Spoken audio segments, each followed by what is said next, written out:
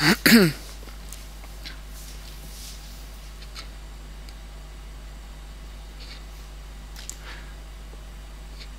afternoon everyone, and welcome to a new flight. Today we will fly from Hamburg in northern Germany to Zurich. In the last video I actually said that I'll be flying from from Hamburg to Geneva, but as today on VATSIM there is online day in Zurich, so Zurich is fully staffed, I decided to fly to Zurich instead. And well, on my last flight from Porto to Zurich, I was presenting the navigation or the EFIS system in general and also the navigation display, but I was actually not happy with my performance, and so I decided to repeat this lesson, and so in this flight I'll present the EFIS system in general as well as the navigation display in more detail again. And well, let's start. Let's first have a look on the routing where we will fly through,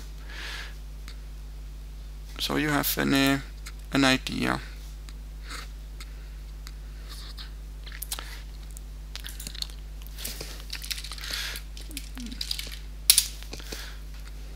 Let me just open the flight plan.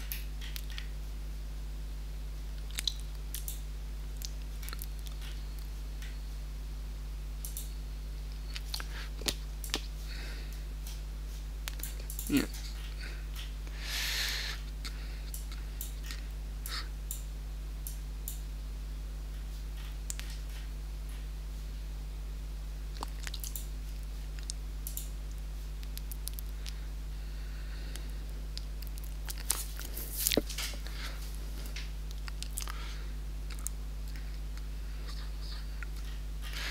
So here we go. So we will be departing from Hamburg.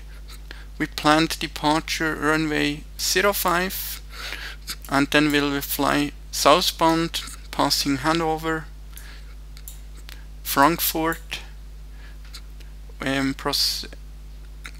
proceed west of Stuttgart, and then already enter Switzerland.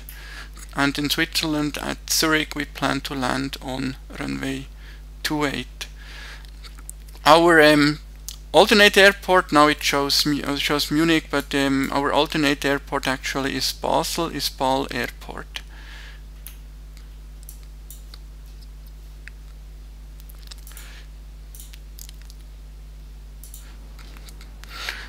As usual, let's now do the briefing of our departure airport.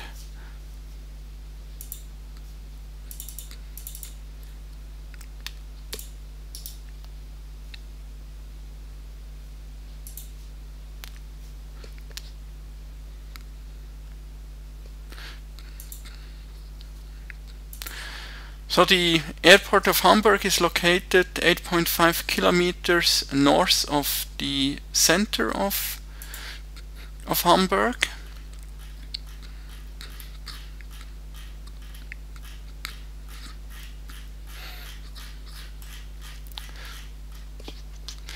There are 4 runways, runway 05 and the opposite runway 23, with a length of 3.25 kilometers. And another runway 1533 with 3.66 kilometers length.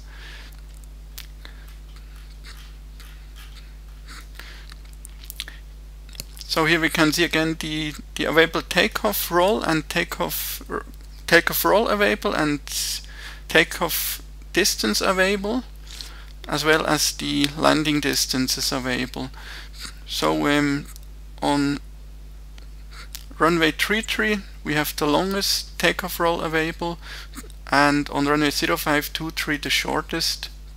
and for the landing distance, the runway with the longest available landing distance is runway 15 with 3.67 kilometers.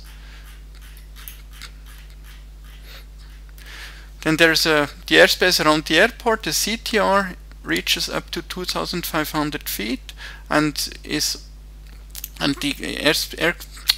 airspace classification is Delta. And transition altitude is 5,000 feet as everywhere in Germany.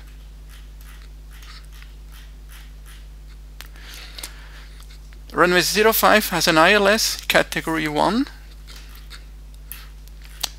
and runway 15 as well, ILS cat 1, ILS runway 23, ILS cat 3. And runway 33 has just a localizer, so no ILS.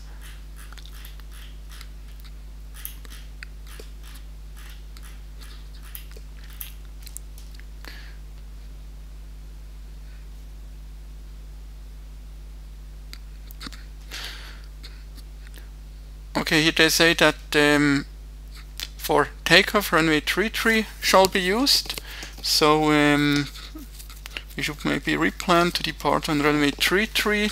I didn't remember this one when I was doing the flight planning, so this should not be a problem. We can just plan for runway 33 in this case. But let's see, maybe we can listen to the ATIS and check which, if there is one online, which departure runway they have active.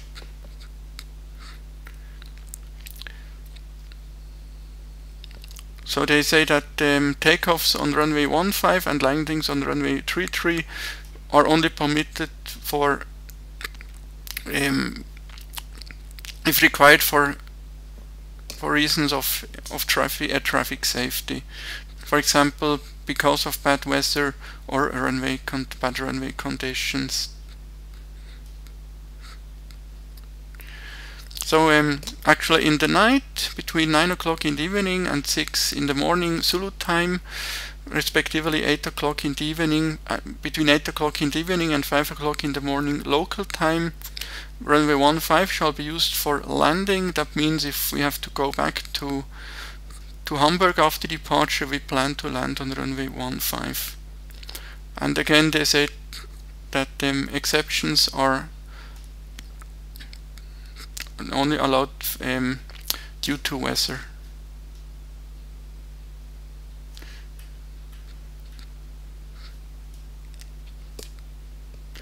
And then reverse thrust shall only be used if necessary for safety reasons.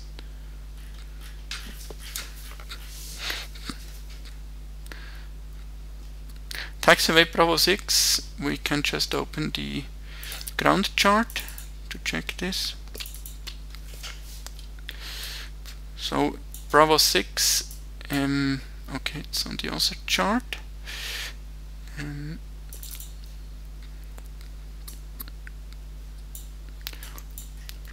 It's here, it's this one, so this one here. Bravo 6, they say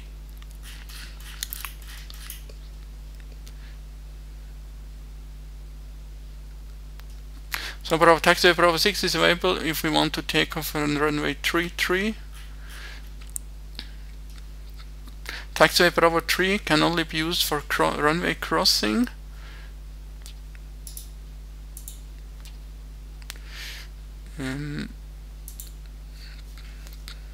So that's this one here, can only be used for crossing of runway. I'm sorry. Yes.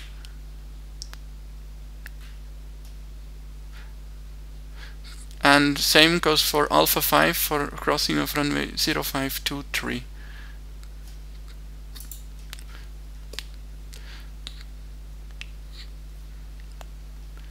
So that's this one here.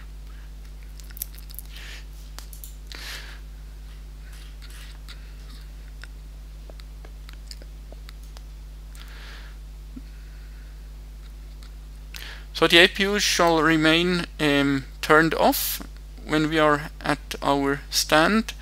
We may only turn it on 8 minutes, respectively 5 minutes for remote stand before the last possible time to leave the aircraft stand.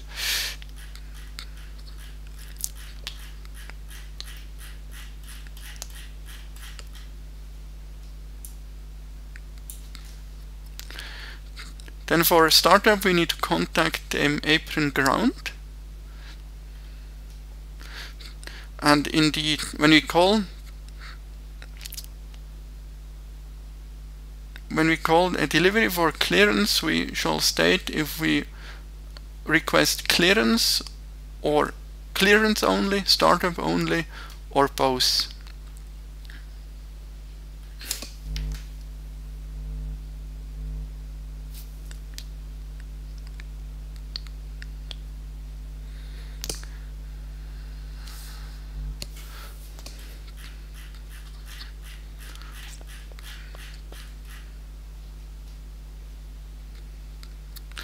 Then after a startup approval, we will be instructed to contact Hamburg apron. And then that's what we usually do. They say wish to avoid delay.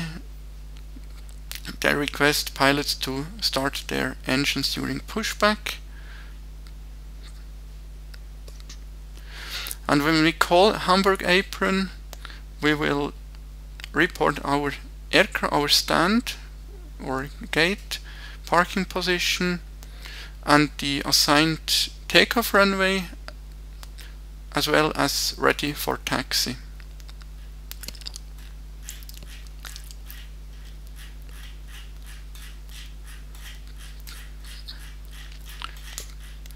So that's pretty much it for our departure airport.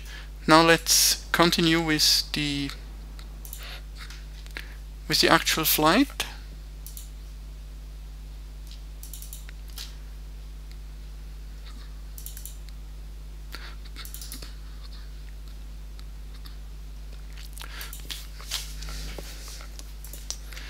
So here we go.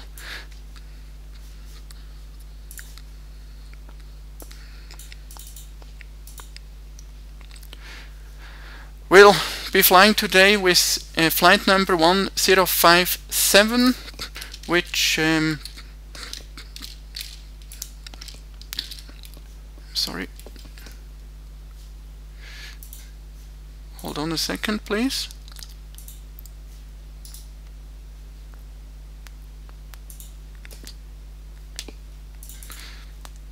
There's something missing.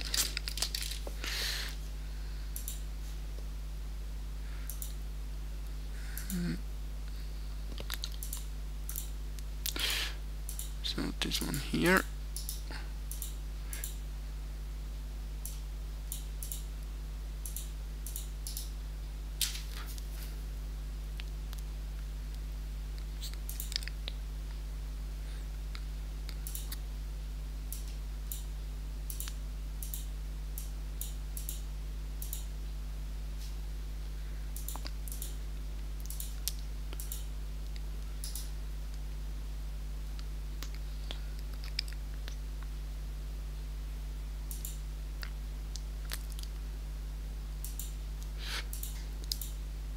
Don't know why it, yeah, well, disregard. So the our flight number is Swiss 1057, but we'll be using call sign Swiss 109 Whiskey. Flight is from Hamburg to Zurich with an A320. Planned departure time 19:00 Zulu, which is 9 o'clock in the evening local time, and planned arrival time around 8:30, respectively 10:30 in the evening local time. Distance to fly 433 kilometers, nautical miles, I'm sorry. and we will have tailwind with around 19 knots, and the temperature is 9 degrees above the ISA standard temperature. So on flight level 340, I need to check it, but it will be, I guess, around 50 degrees more or less, but we will check in detail. Our alternate airport, as I said, is Basel. Then for the fuel planning, I have planned, we take 500 kilograms of extra fuel. So as I said, there's online day in Zurich, and maybe there will be some delay. So with 500 kilograms we can fly around 10 to 15 minutes. Total fuel is 7.4 tons. Then at the routing, planned for runway 05, maybe we will depart on runway 33. We have 135 passengers on board and 5.7 tons of cargo, which gives a total payload of 19.8 tons, including the fuel of 7.4 tons. This gives a takeoff weight of 67.6 tons, which is just at the maximum. Same goes for the landing weight, which is also just at the maximum.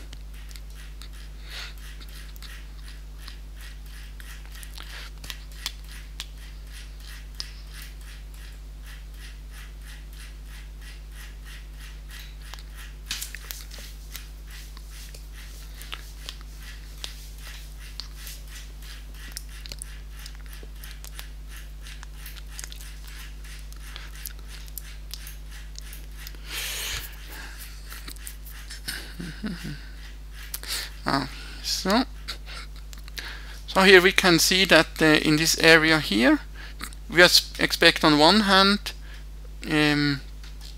moderate turbulences between flight level 110 and flight level 220. So as we go to flight level 340, this is only important during our climb, and between flight level 110 as well and flight level 200, we expect severe icing. So when we fly through clouds or it rains during our climb, we need to switch on the wing anti-ice maybe.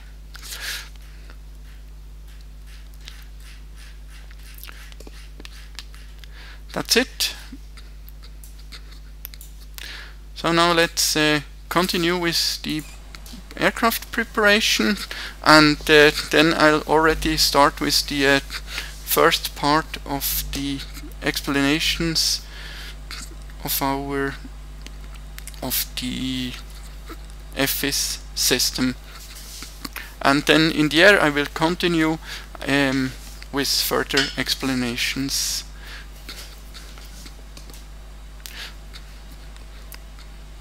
But for now, let's just log into VATSIM.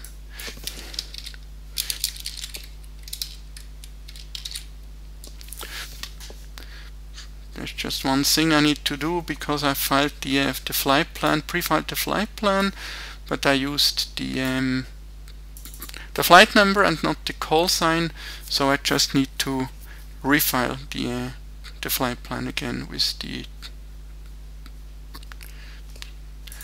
correct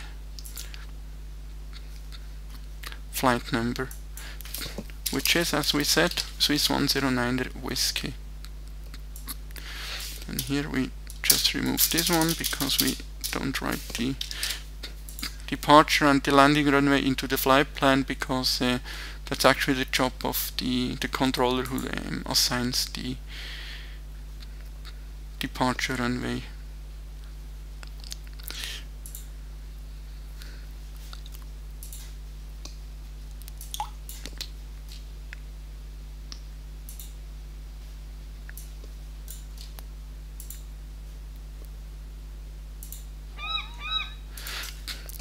Here we have our flight plan that we just filed.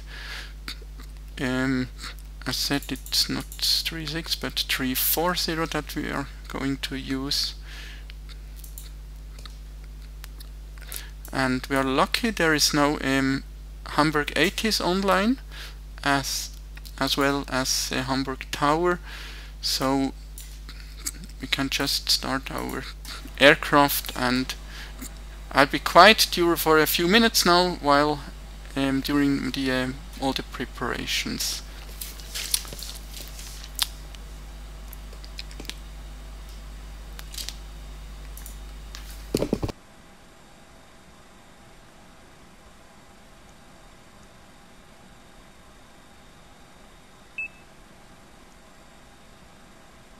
Okay, los geht's. Cockpit Preparation Checklist bitte.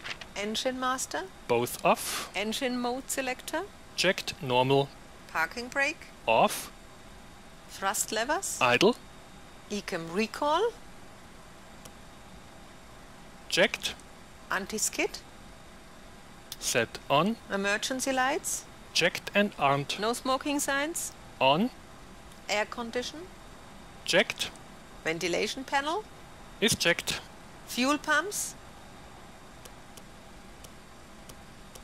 Set on. ADIS. Checked. Checklist complete.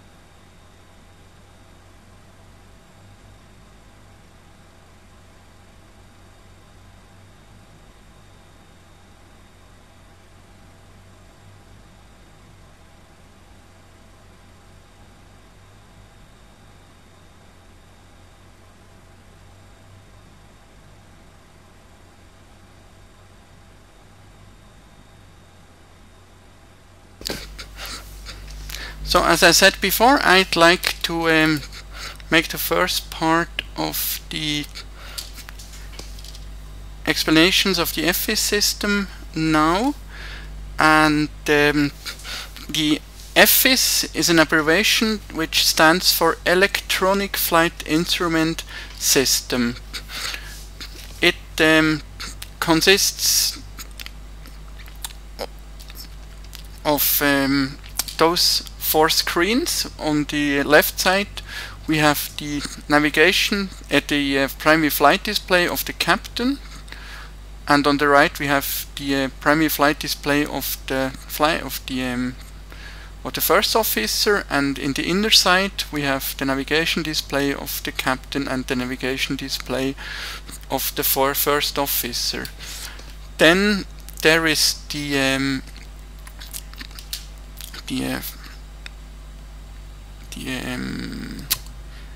FCU, the flight control unit, where we can set several values like the altitude, heading and speed. By the way, we will have a look on this in detail in another video.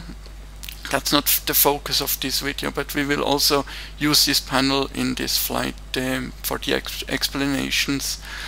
Then on the left and on the right there is the EFIS control panel, the ECP, and the EFIS control panel is divided in 2 parts. The left part, this one, is used to control what is shown, or to control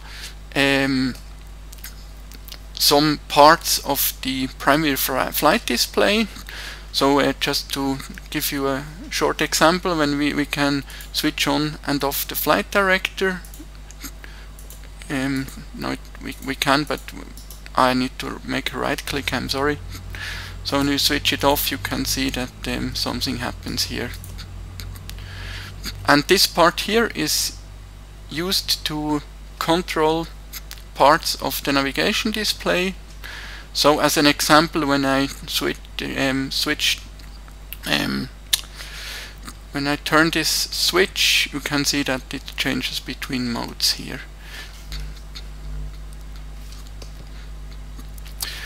So the primary flight display, it displays the speed of the aircraft in this part. It displays the altitude of the aircraft, the heading and the attitude and other information. We will have a closer look on this on the primary flight display in another flight. Then the navigation display. As I said, there is the EFIS control panel, which is used to control what happens here, and it's used to display the route of the planned route, as you can see, for example, now. It displays waypoints, so we can, when we go here and push this button, you can see that it displays waypoints now. When we increase the range, we can see more waypoints. We can also display airports and so on.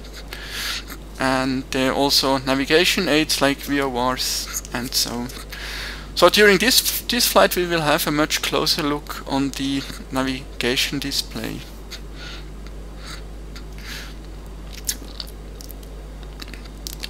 Then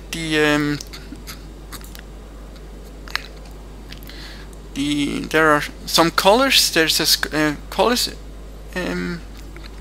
There's some logic in the colors, how the colors are used on these 2 displays.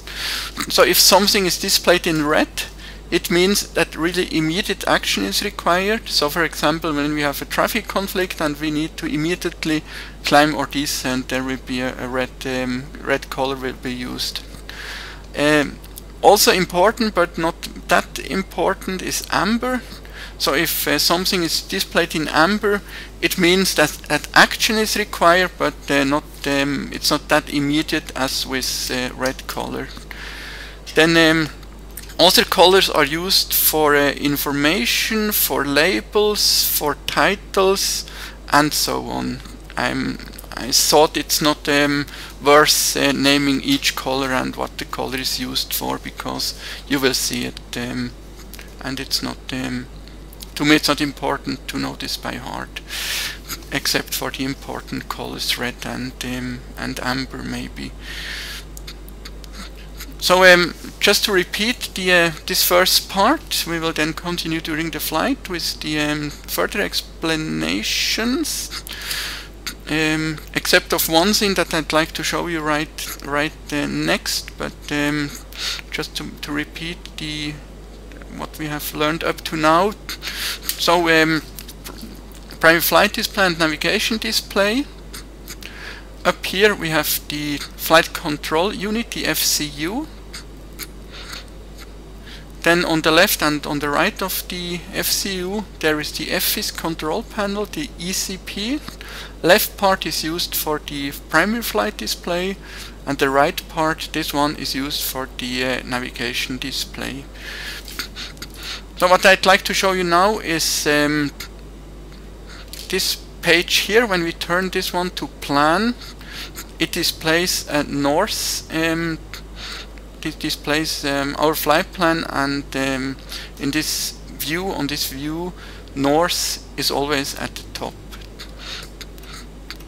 And this page here is used to check the flight plan, and that's what we will do just now. I've entered the flight plan. As you saw, I was not able to get a departure route from runway 33, so I needed to enter it manually. And so it seems that there is something wrong here. You can see this point here, and of course this makes no sense. So I will just remove this point.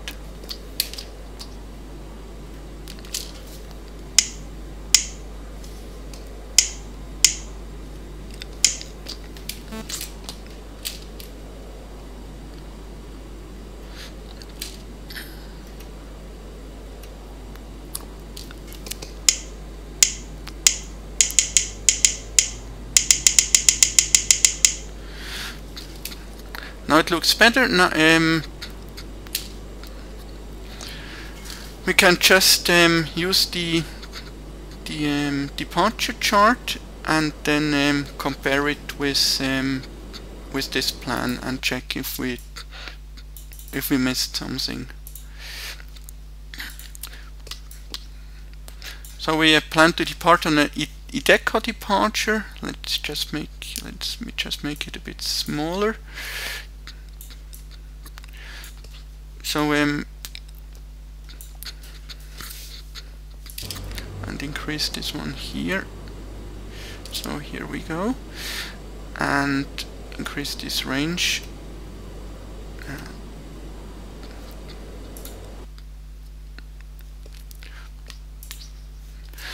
So first, after departure, we proceed on track 331. It's not written here, but here track 331, inbound to Golf Tango to 4.0 DME Alpha Lima Foxtrot. So that's this one here, and at this point here we are 4 miles away from Alpha Lima Foxtrot. That's track 331, and then we basically turn left to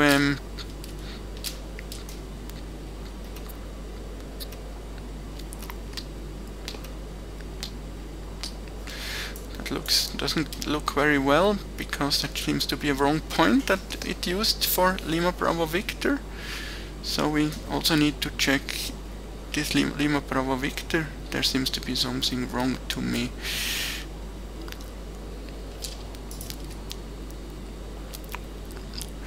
So I just maybe took a wrong waypoint with the same name.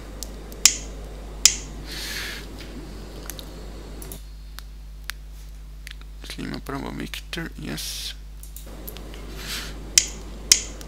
Let's just try again. And there's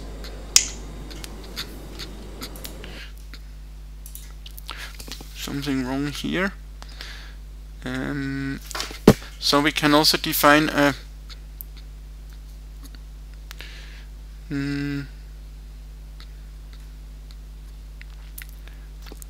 yeah, they have little information here, that's a bit a problem. So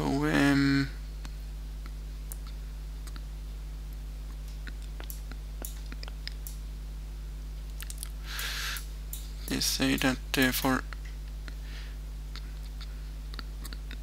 LBV, I'm surprised that it doesn't find this waypoint.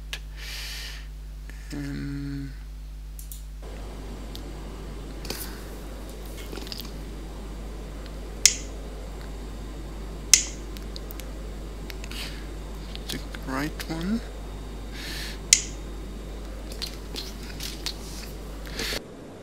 Give me a second, please.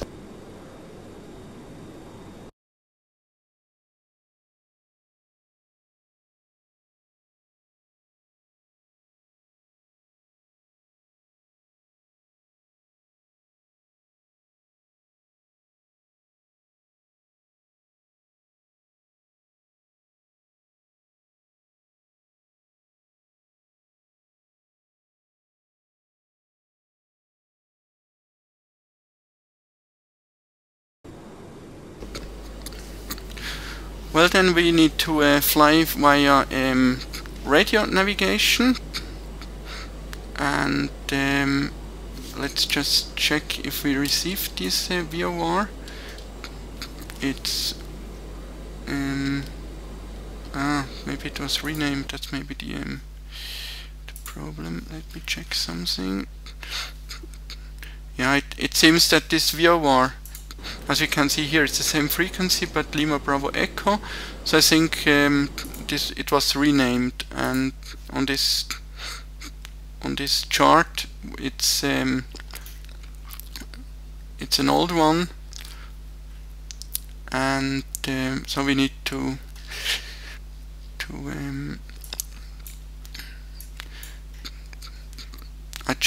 just check online if there is a newer chart maybe available.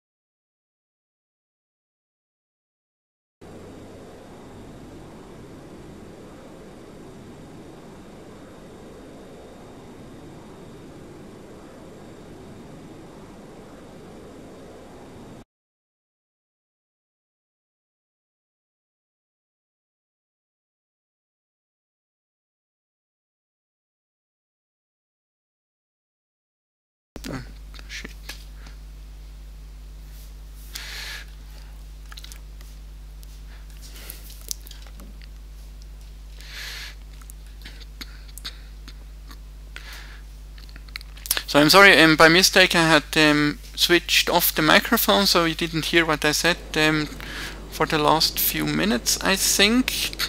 Therefore, I'd just like to repeat it, so because it's important for this for the explanations. So we are still checking our flight plan, and when we have opened this view here, the plan view, then we go to the plan page on the FMC, and now if we toggle with those buttons, if we run through the flight plan with those two buttons, you can see that the second point is always centered here, and we now check our flight plan to see if it matches, if it's correct. So first of all, I check the departure runway, or the departure, and yes, on this chart here we can see the our departure, IDEKO 4 Golf. So after takeoff we proceed on runway track 331 to 4 DME Alpha Lima Foxtrot DME station, which is this point. So at this point here we are 4 miles away from Alpha Lima Foxtrot. Then we make a left turn onto track 250 to Elbe VOR. So that's this one here. Then we can increase the range, and now we proceed southbound. And here I don't check each point, to be honest. I just check if it makes sense. It goes southbound all the way down. And now here we are at RILAX, and now I take the arrival, the chart of our arrival airport.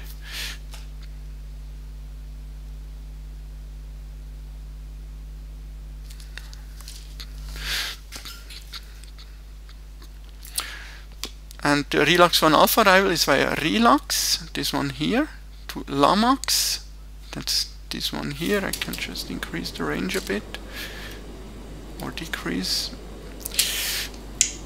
Then LAMAX to Amici, and you can see there's a gap between Amici and Ramem, because Amici is the clearance limit, or is the end of the star, and also our clearance limit. So here, and now we need to tell the aircraft how it can proceed, or how we want to proceed from Amici onto the ILS. Actually we expect to get vectors on, or even before the star, but in case there is radio communication failure, for example, we need to have something prepared.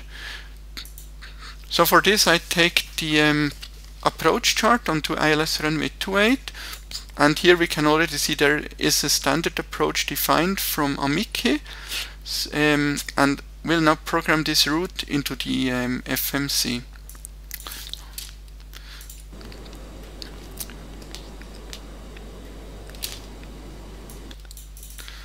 So that's this discontinuity between Amici, the end of the star, and those points are for the ILS. Now after Amici we proceed to Zulu Uniform Echo. Oops.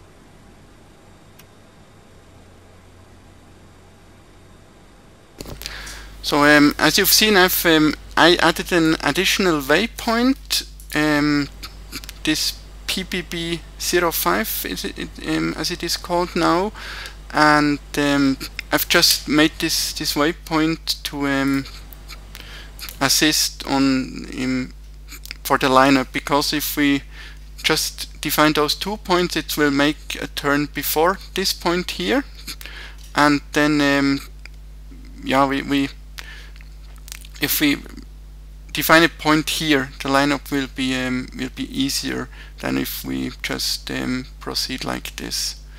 That's why I've defined this additional waypoint here. So now, as we've done this check, I will now continue with the flight, and you won't hear something from me for the next few minutes.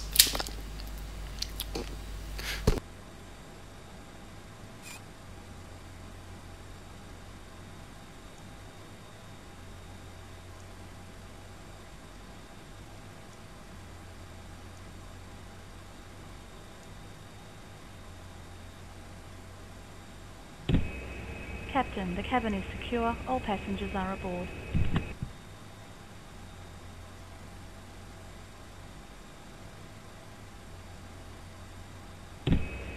Captain, the cabin is secure. All passengers are aboard. So, dann jetzt die Before Start Checklist. Windows and doors. Closed and locked. APU. Set on. APU bleed.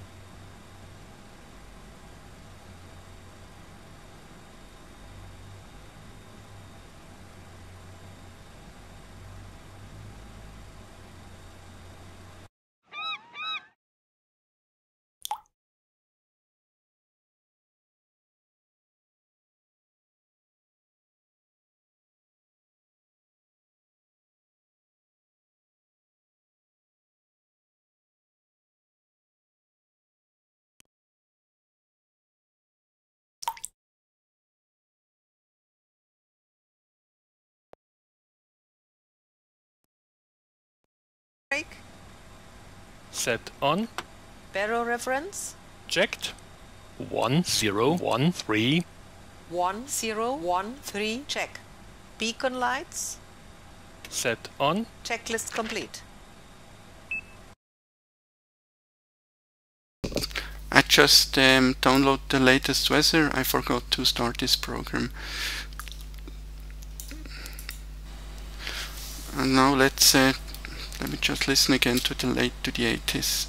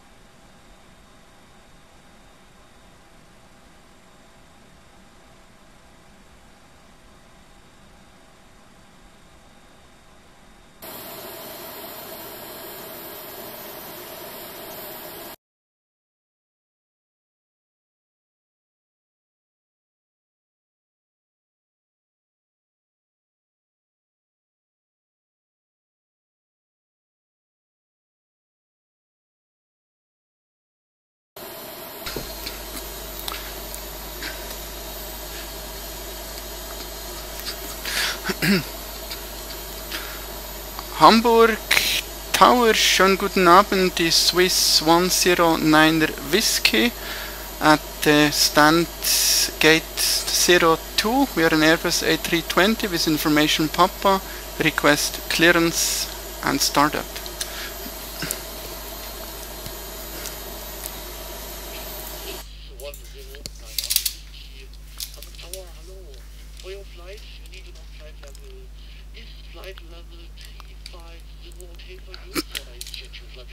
Of course, I'm sorry. 350 is okay. Thank you.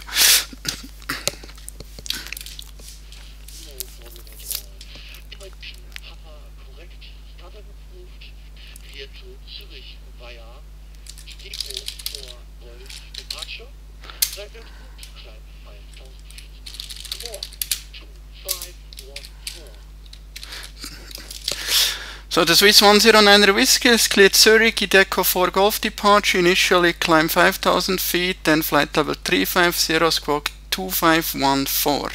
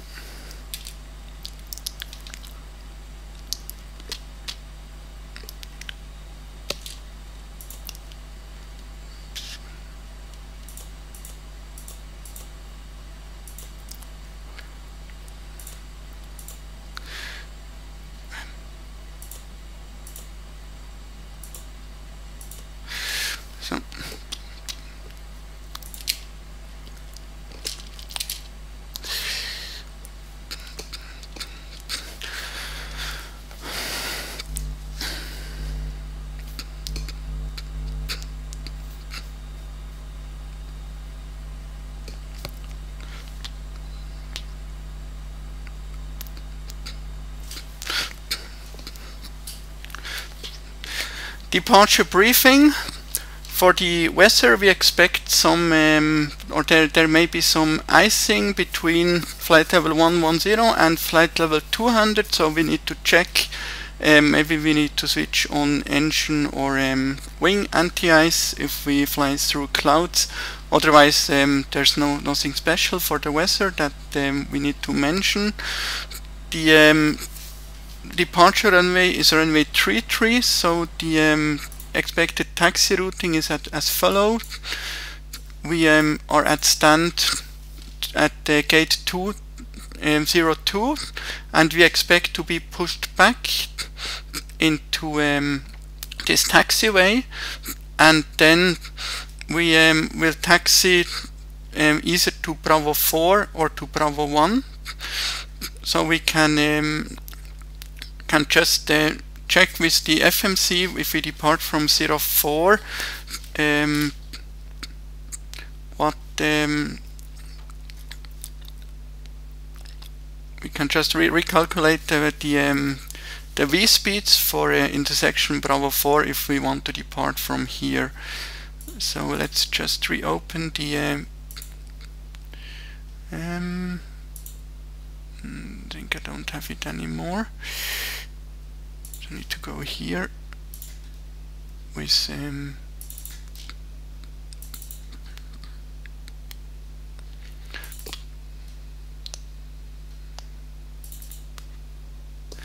this one,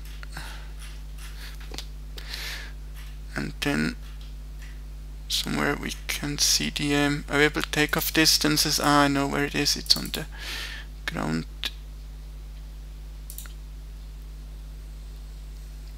So this one here. Yes, on this chart we can see the available takeoff distance. From Bravo 4 it's 3. I think we have to take this one, I'm not sure. I use this one, 3.3 kilometers, and take this program again. Now we take this one here for 3.3 kilometers, recalculate, and I will just amend the values in the FMC.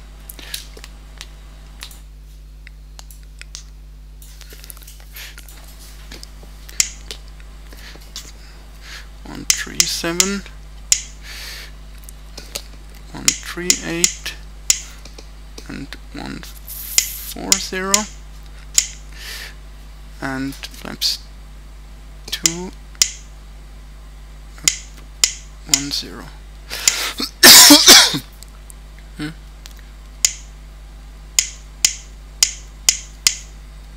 So, and temperature 5-6. Then the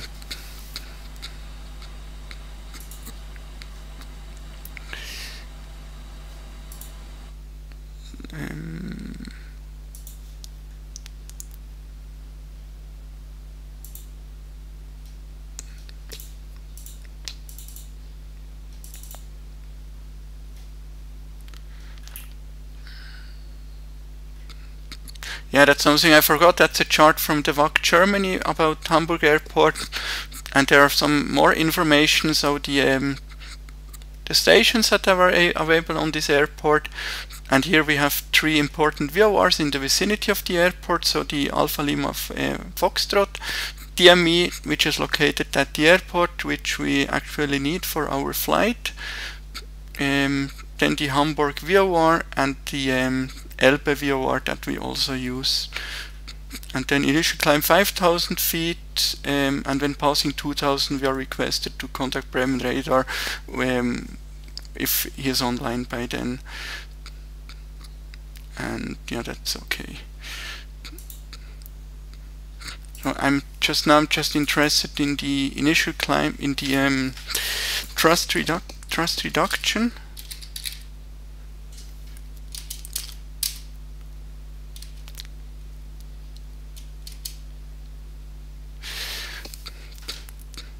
But I think there is no thrust reduction or acceleration altitude, so we will use the defaults. I will use for thrust reduction, I'll leave it as it is, and for acceleration I will use 3,000 feet.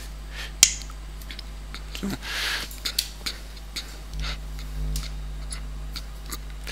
then the expected departure routing, we are still doing the departure briefing.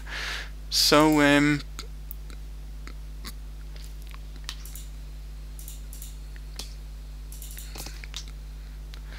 we will be pushed back onto taxiway Zulu 1, and then we will proceed southbound via taxiway Zulu 1, and we will ask for intersection departure from Bravo 4. And here it's a bit difficult because this area here is looks a bit different on the flight simulator. It's basically just one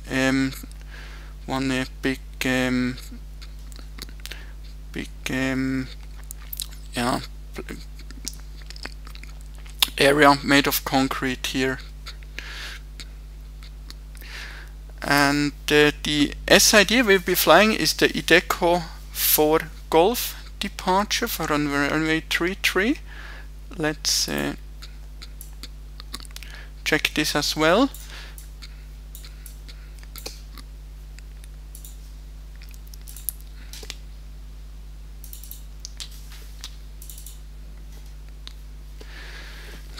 So that's this one here. IDEKO 4 Golf, yes.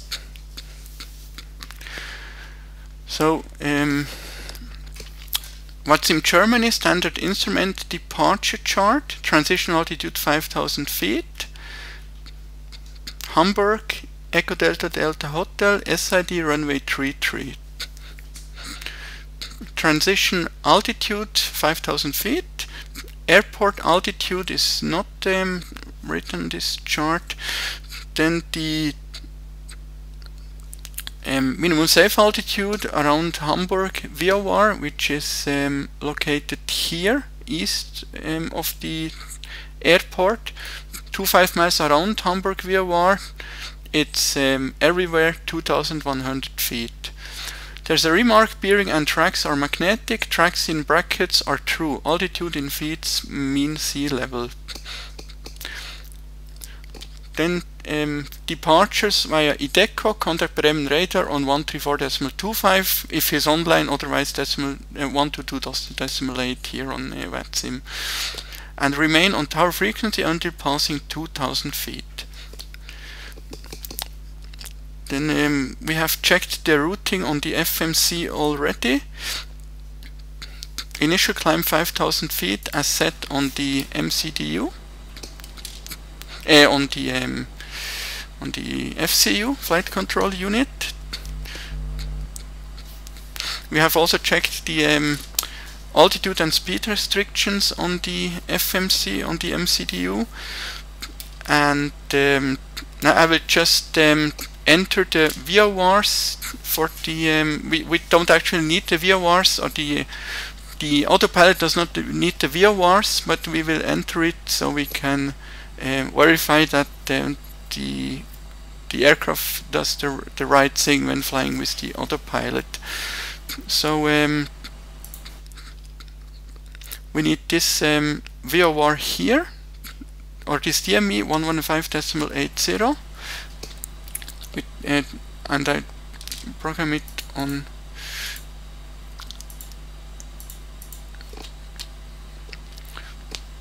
this one here, and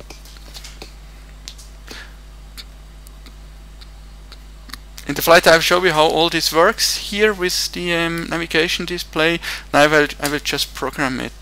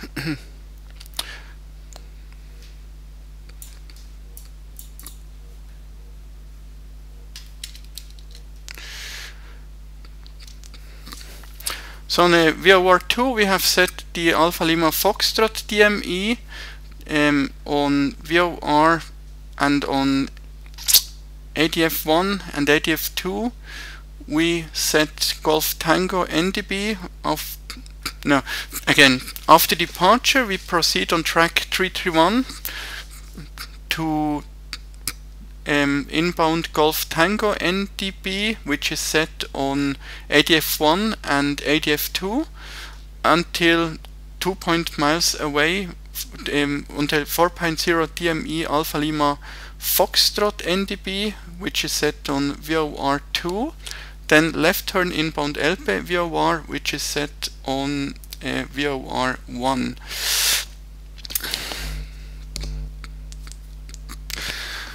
That concludes our departure briefing.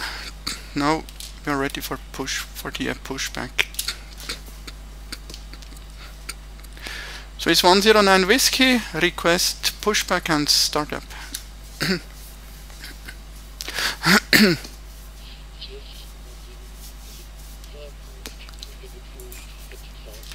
Pushback approved, facing south, Swiss 109 Whiskey.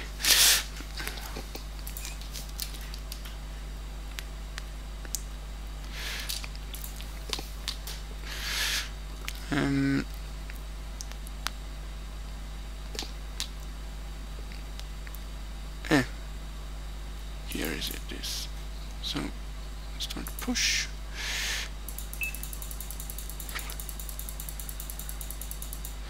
With 35 meters.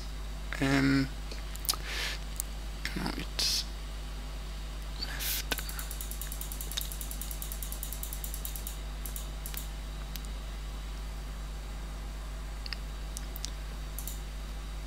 Flight deck to ground.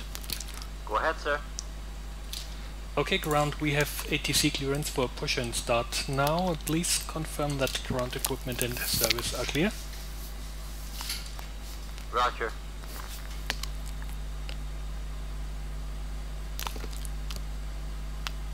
The ground equipment and stairs are clear, all doors are closed, steering pin is in position, and we're ready when you are, Captain. Okay, start pushback. Roger, sir. Please release your parking brakes. Parking brakes released. Start and push back. You can start both engines at your discretion, Captain. It's okay. Start engine 2.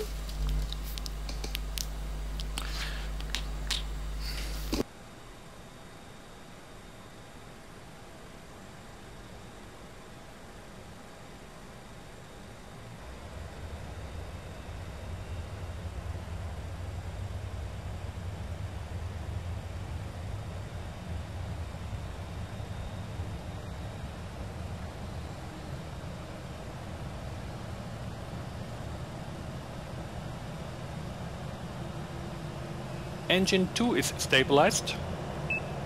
Starting number 1.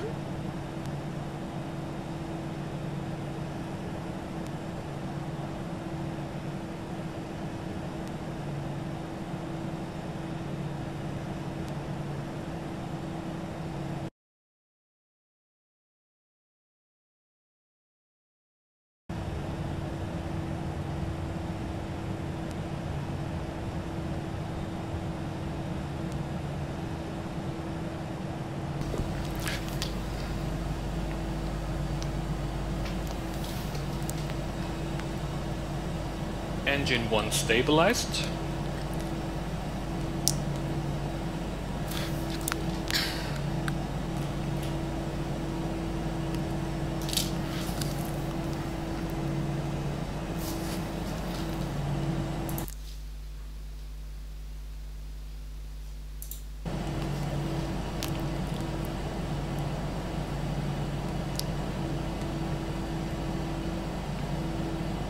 Pushback is complete, Captain. Please set your parking brakes.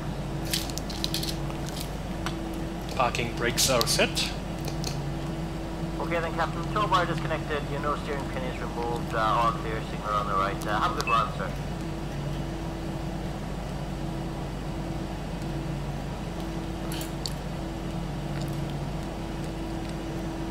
The after start checklist. Engine mode selector.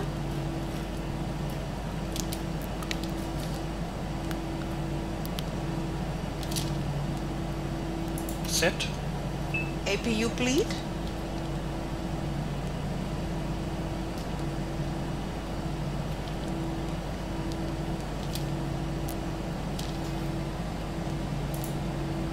APU master.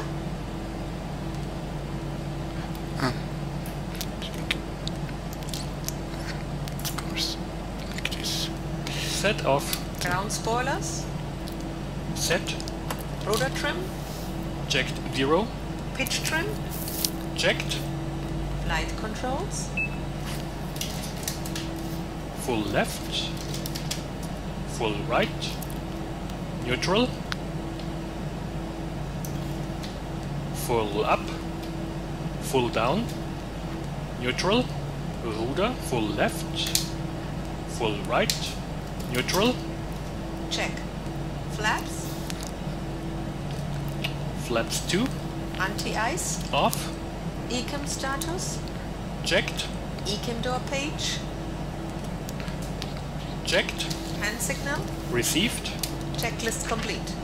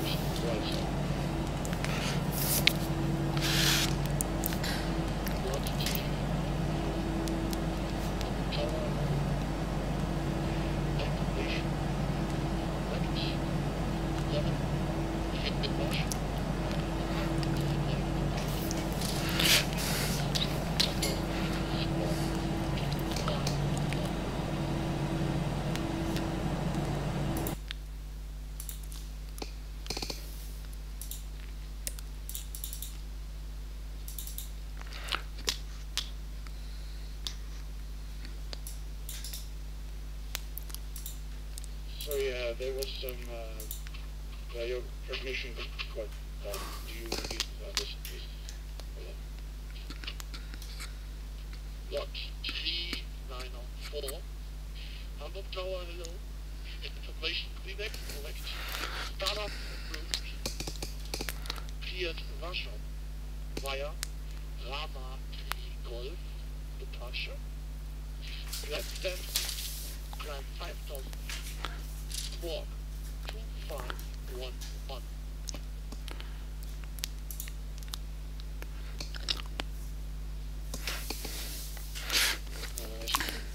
Grammar 3 post departure, discipline 5000 feet, and 42,000. Lot 3904, correct. And Swiss 109er Whiskey is ready for taxiing, and we are able to depart from intersection Bravo 4.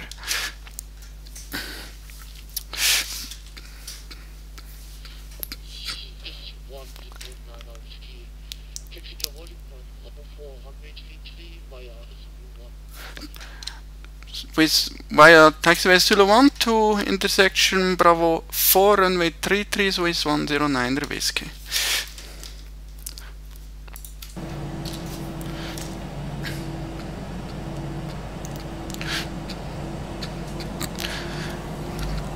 Takeoff briefing. We will depart from runway 33, intersection Bravo 3.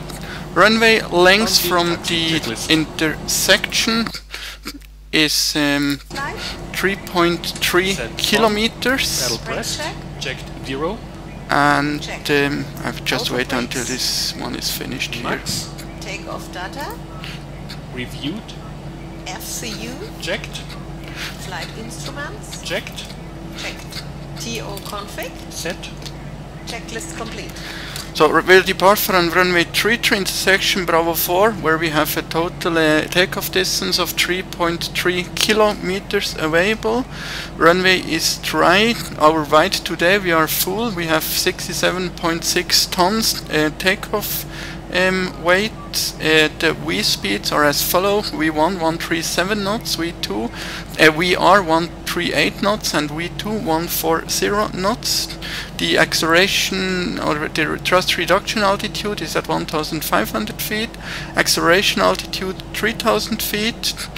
We will activate the autopilot immediately after departure, and after departure we expect to switch to Unicom on 122.8. In case of a problem below 100 knots, we will, or below 100 knots, we will stop for any problem. Above 100 knots, we will only stop for catastrophic issues, like for example engine failure, medical problems of a pilot, or wind shear warnings. And after V1 we will take off, and then we will request vectors back to the active runway for landing, which is runway 05, and on nav in the FMC we've already set the ILS frequency for runway 05.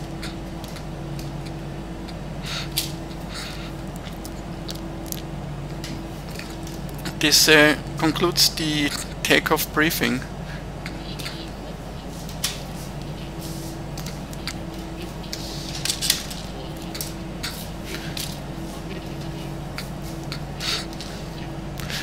Swiss 109 Whiskey is clear, takeoff runway 33.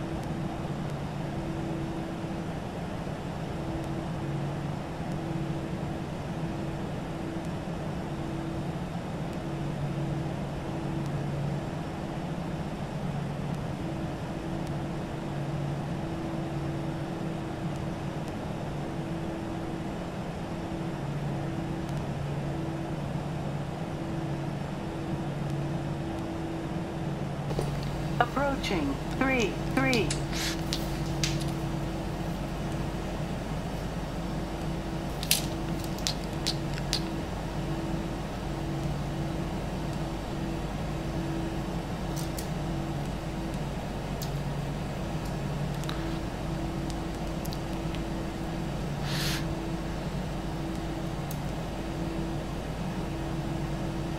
On runway 33.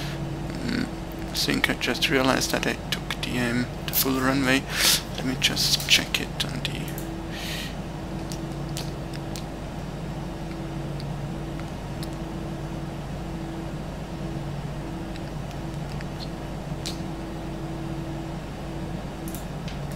Oh no, it's okay. We are at Bravo 4, which is somewhere here. Okay.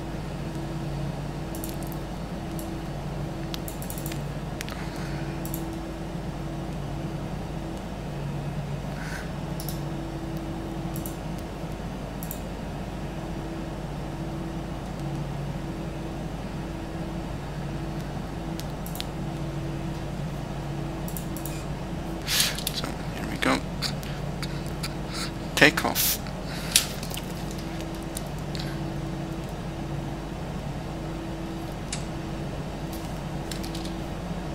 Flight attendants, seats for takeoff, please. Before takeoff, checklist. On runway 33. Brake On runway temperature. 3. Checked. 3. Brake fans. Off. Engine mode selector. Checked. Normal. TCAS. TARA tilt above. Exterior lights. Set on. Sliding tables. Stowed. Stowed. Checklist complete. So, takeoff.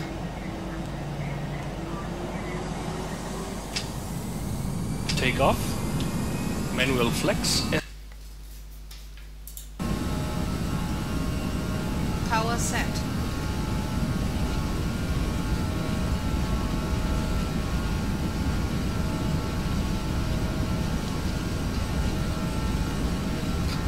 Knots. Checked.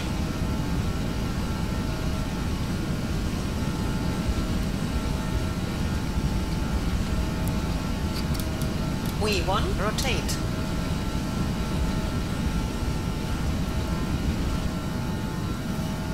Positive climb. Gear up. Gear up. Navigation. Autopilot is going Check. on.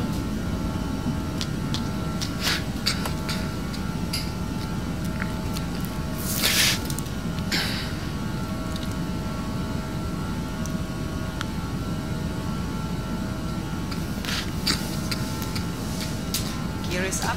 Lights off.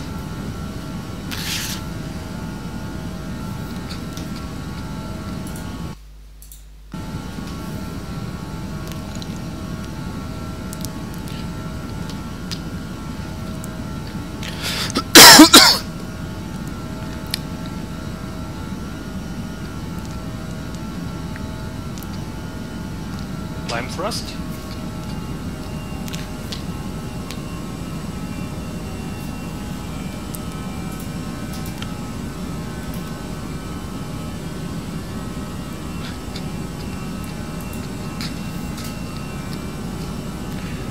Swiss 109 Whiskey passing 2000 feet. Schönen Abend, vielen Dank.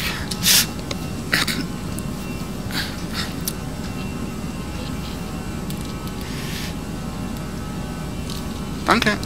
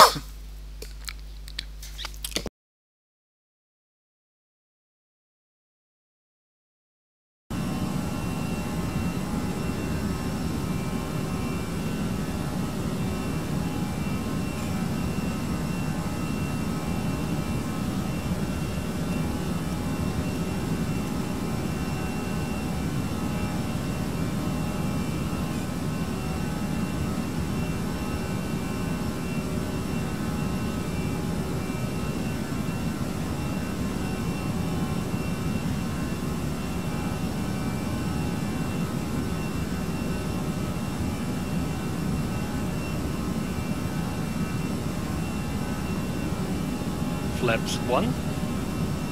Speed check. Flaps 1.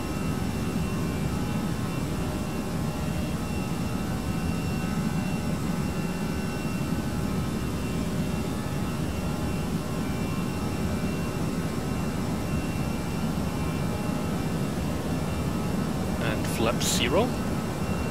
Speed check. Flaps 0. Okay, the after takeoff checklist. Engine mode selector. Checked. Normal. Spoilers. Disarmed. Flaps. Checked. Retracted. Landing gear. Gear up. Lights off. Exterior lights. Set off. Packs. Both on. Anti-ice. On. TCAS. Checked. Altimeter. Baro reference is set and cross-check. 1015. 1015 checked. Checklist complete.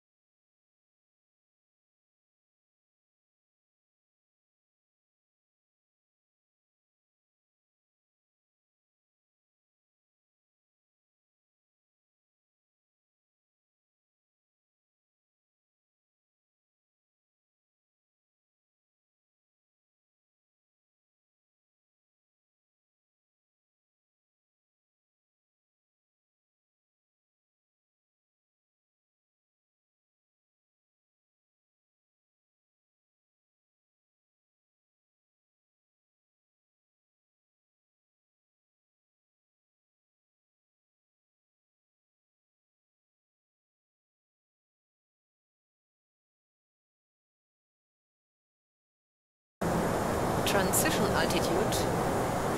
Baro reference is set and cross-checked. Check.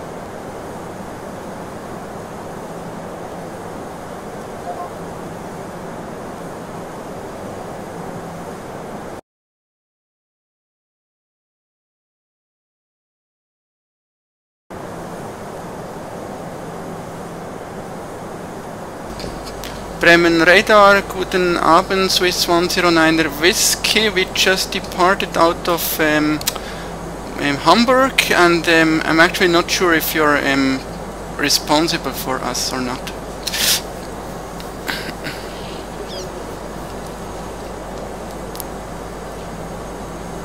Danke, Unicom Swiss 109 Whiskey. Ciao.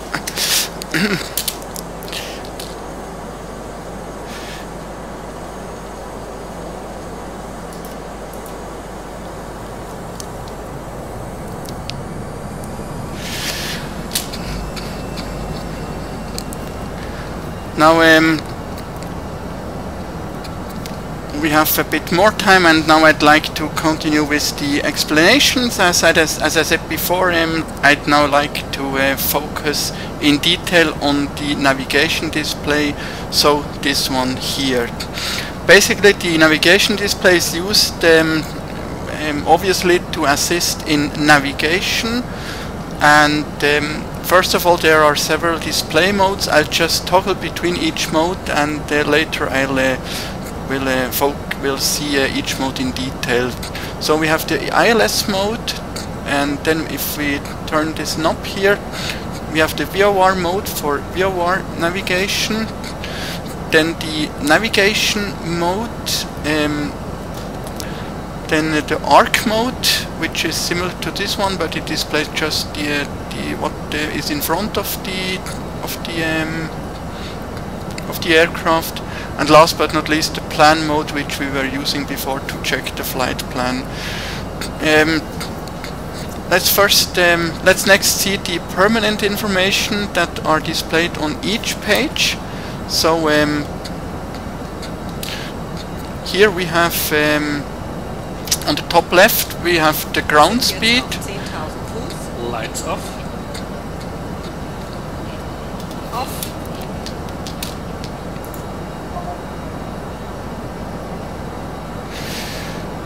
So at the top left we have the ground speed and the true air speed. So you can see that there is some headwind now, tailwind, about 10 knots tailwind, as it was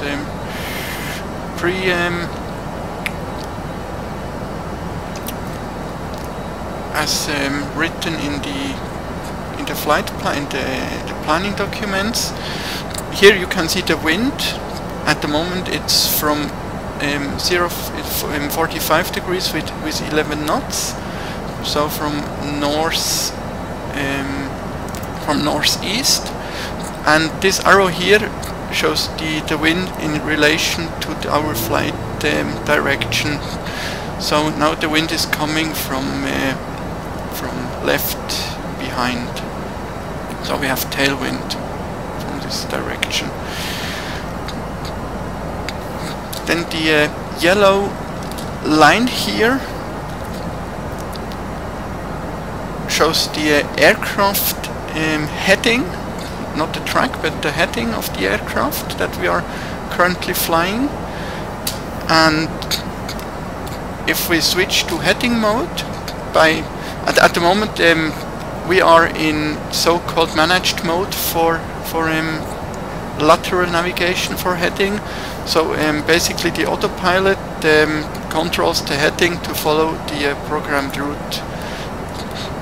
And if we now want to fly by heading, we need to pull this knob here by right-clicking on it in Flight Simulator, and then this point here will disappear, and you will see a number here which will be the current heading. And as this bullet point here means managed mode, and if we pull the knob, the bullet point disappears, which means we are now flying in I don't know how it is called, but not in managed mode anymore. And now you can now see this blue triangle. I will push the button again, and now the triangle is disappeared again. We are in managed mode, and when I pull the knob again by right click, there's again this blue triangle, which is placed at this heading here. So if we turn the heading, you can also see that this bullet point, that the triangle moves away. And if this point is out of range, out of display range, a number will be displayed instead. So let me just quickly move this point out of the visible range. And now you can see that the number is displayed. You can just go back onto the route and push the button to resume in manage mode again. Then the green point, which you can see here, is the track. So that's actually the path that we are flying. So if we'd have stronger wind from either side, for example, if we'd have wind from west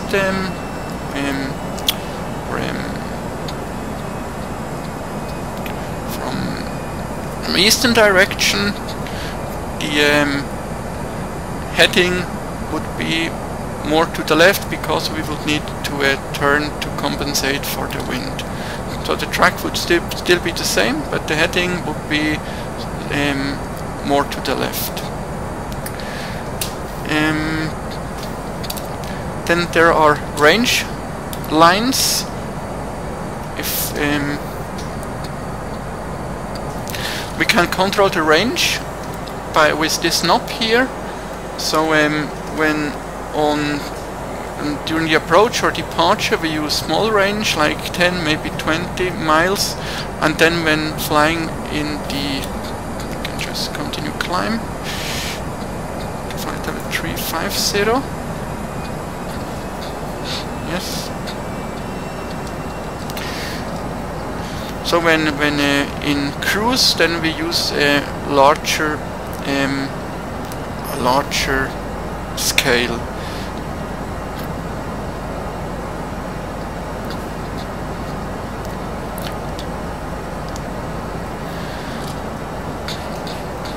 And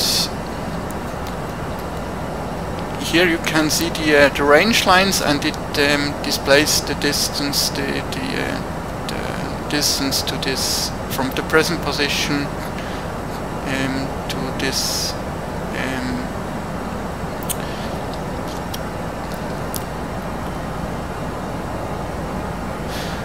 range ring here. So to this range ring is 40 miles, to this one is 60 miles, and so on. And if we change here, you can see that also the numbers change. There's an exception in navigation mode. It's always the same range, irrespective of. Oops, that's wrong.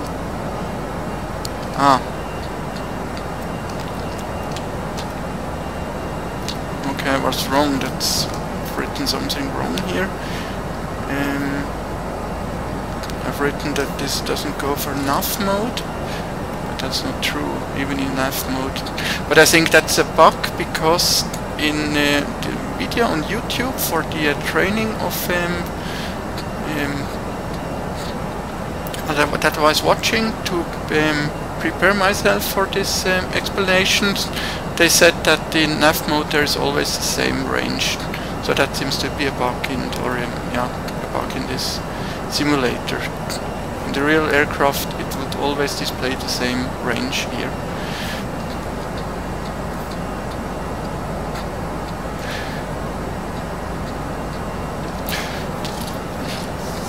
I will check where we have a suitable VOR, so I can first show you, or next show you the VOR mode, this one here, and just give me a few minutes to prepare the further explanations.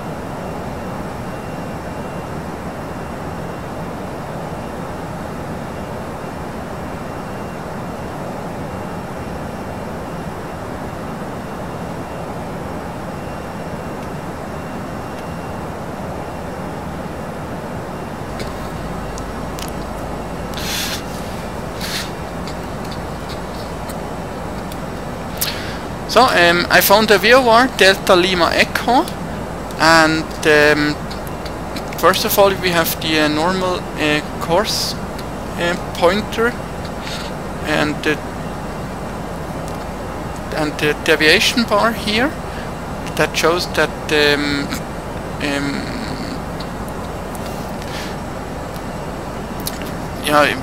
again, first of all we have the normal OBI with the course pointer here, and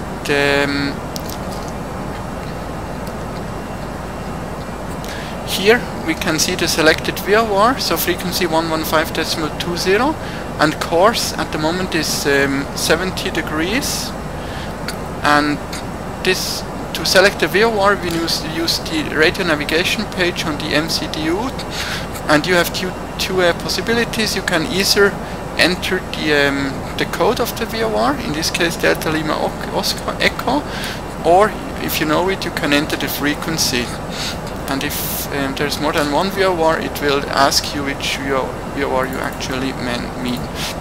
So we can also enter this one here and press, and it now we have basically tuned in the same VOR, but with the frequency instead of the code. And there are also bearing pointers, and these bearing pointers, there are 4 bearing pointers, 2 for ADF and 2 for VOR navigation, and those 2 switches here are used to select if we want to use bearing pointer 1, if we want to use ADF 1 or VOR 1. I can just show you how this works. So at the moment we have selected the VOR here, and now it displays a bearing pointer, this one here, with a signal arrow, and it points to the heading to the VOR. And now it's just interesting, when it's here, the line will just be so we are just on the radial 070. Now we don't have tuned in an NDB, that's why we don't see anything if we turn to ADF. Let me just also look for an ADF in the vicinity.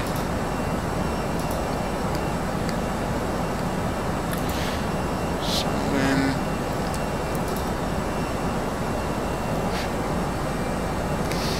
it's not that easy at the moment. I will show you later how it looks with the ADF. There will be another pointer with another color. I'll show you later. For the moment we'll concentrate on the VOR and the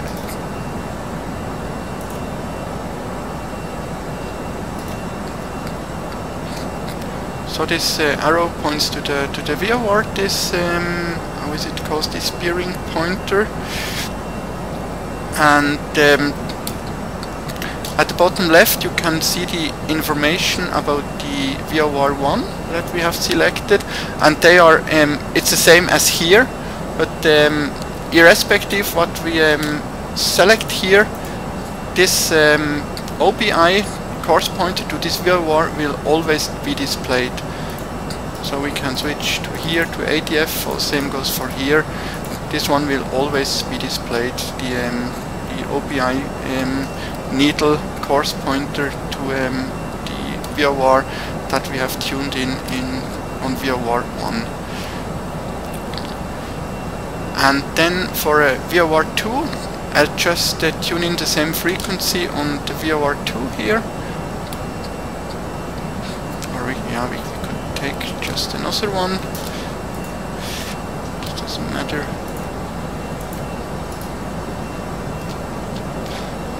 take Whiskey Romeo Bravo VOR, or yeah, Whiskey Romeo Bravo should be okay.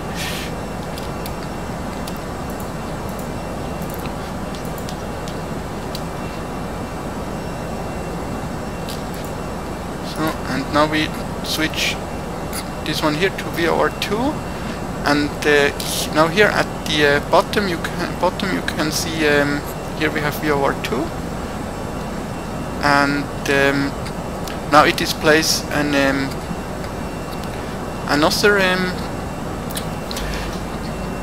another bearing pointer that looks a bit different, and this one here points to the VOR number 2 to Whiskey Romeo Bravo VOR,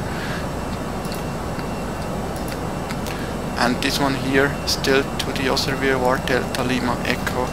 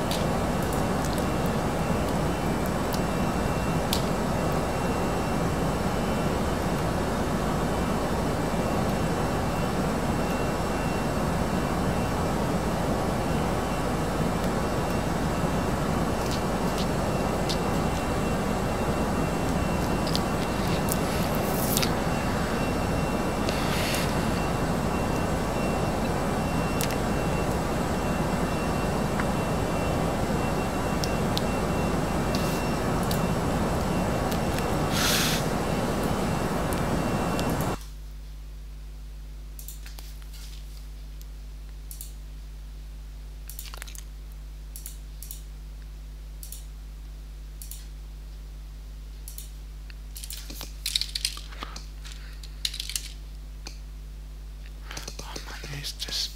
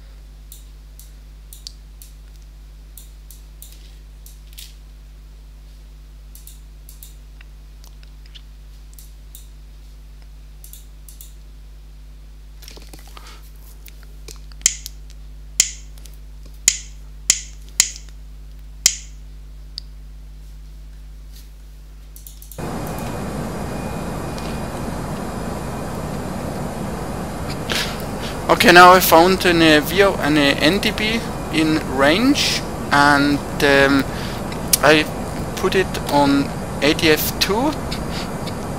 So on VOR 2 we have still the Whiskey Romeo Bravo VOR, and on ADF2 we have Foxtrot Tango Zulu VOR. And now you can see, if you tune in the VOR, we have already too far away from the view. Oh no, it's here. So it's a gray arrow that points to the VOR, and here we have the VOR information. And if we toggle this switch to ADF, now it displays to the VOR station, and here it displays the ADF information. And this M means that the frequency was manually selected.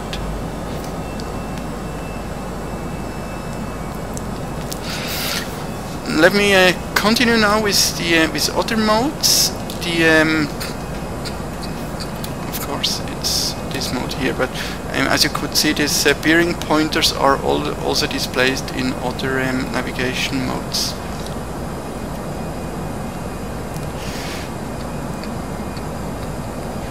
And if we use ADF1 instead, we can just take the same.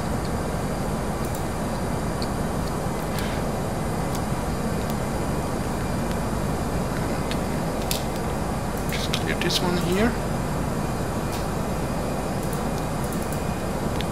Okay. For ADF1, and a single line green bearing pointer is used. Of course, same goes for VOR1 and ADF1, as that I said. Same that I said for ADF and VOR2 goes for ADF and VOR1. So on ADF bearing pointer with ADF information, and on VOR we have VOR bearing pointer with VOR information here now. And again, irrespective of what we select here, we always have VOR1 here with the course and the deviation bar here.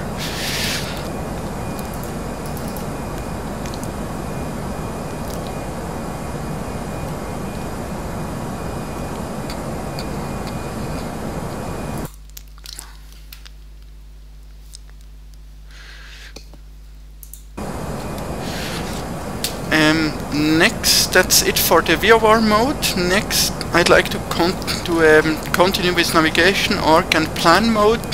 And first, there are some general information about those three modes. So plan, arc and nav. And on all modes you can see the planned routing.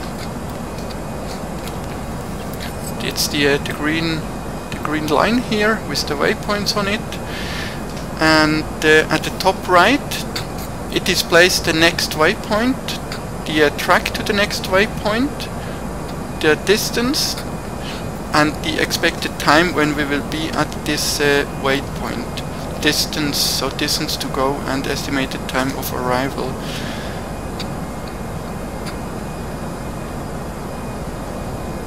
And as I showed you already before, with on the ECAM control panel, we can display further details. Let's start at the right. Airport, so it displays all airports in this area. That's important if we need to divert to another airport. Then here NDBs, VORs. So for example, the Mike Tango Romeo VOR, and of course we could now go here and enter the Mike Tango Romeo VOR.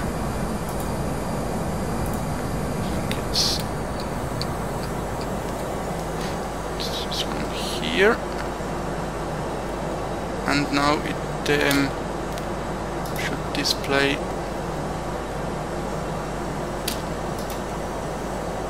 It displays. It's difficult to see, but here we have the bearing pointer again to the VOR.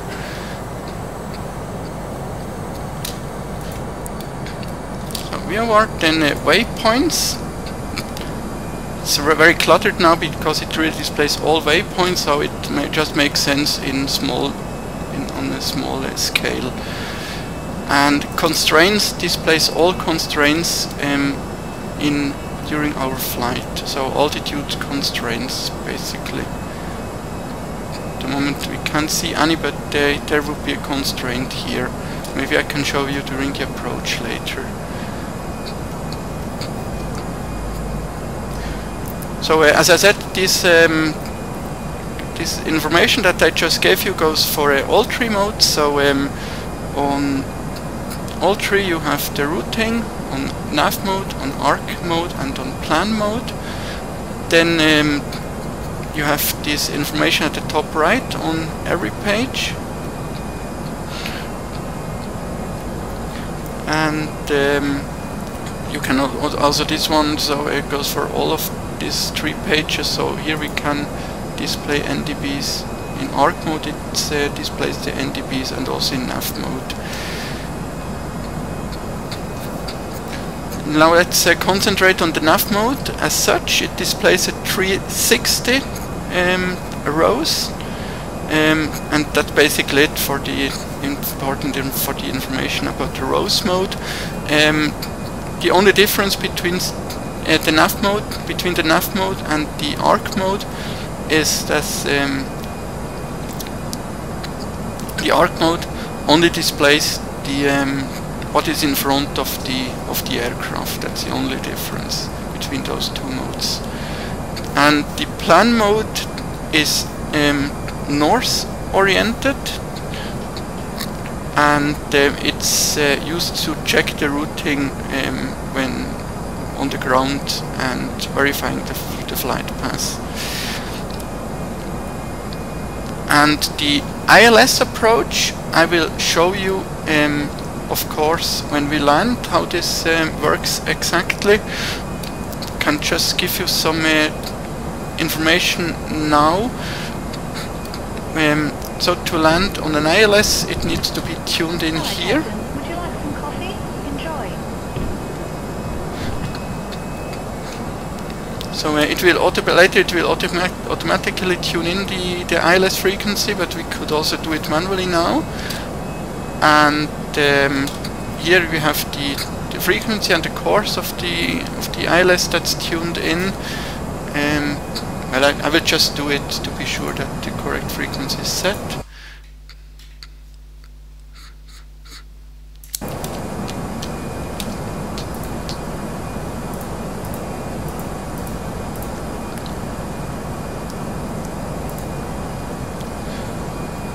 It's 274.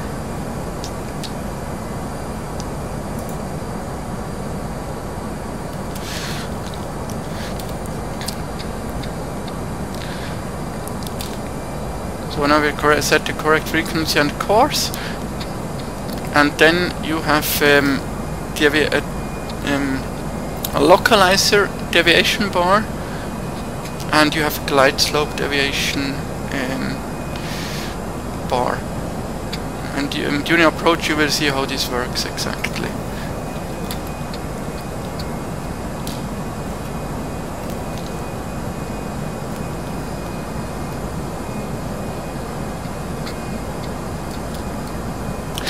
So now I'd like to make the briefing.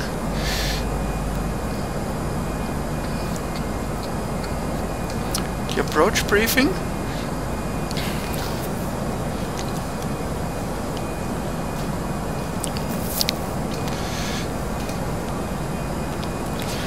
For the weather there's nothing special. The star will be flying is RILAX 1 Alpha.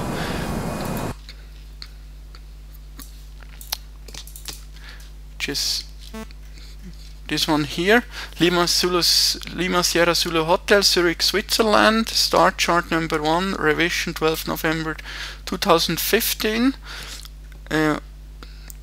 Transition level by ATC, transition altitude 7,000 feet. Minimum safe altitude around Kilo Lima Oscar VOR. The highest is south of the VOR. 17 miles and more away from the VOR, 9,200 feet, and the lowest is 4,500 feet in the north east and in the west of the airport. On our flight track we will be in the area of the highest in our area that we will be flying through is 5,700 feet.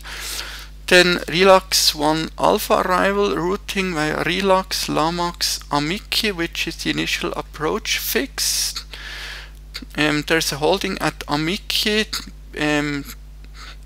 inbound course 275 between 7,000 feet and 5,240, maximum indicated airspeed 230 knots.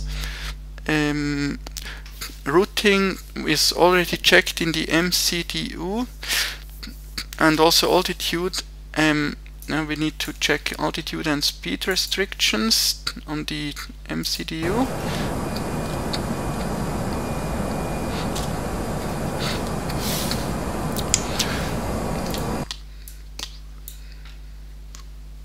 So Amiki is maximum 7,000.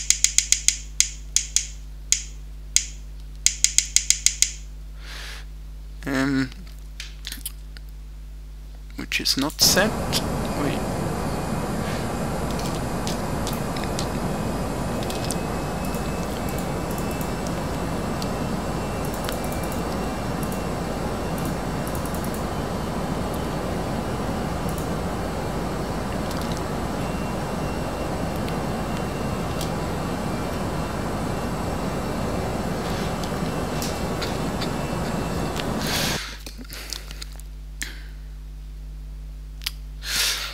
Then after Amiki, so we basically we expect to get vectors on or before the star. In case we do not get vectors, we will proceed to Amiki, enter the holding, and then fly a standard ILS approach onto runway 28,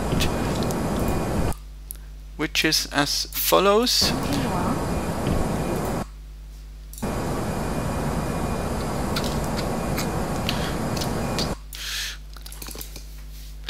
So ILS approach runway 28 uncat, Lima Sierra Zulu Hotel, Zurich, Switzerland, up chart number 5, revision 12th November 2015. Localize the frequency 109.75 as set on radio navigation page, course 274 also as set on radio navigation page. The runway elevation 1,416 feet, minimum self-altitude around Kilo Lima Oscar VOR as discussed before. Caution, ILS runway 28 is not part of every default scenery. Then the routing is via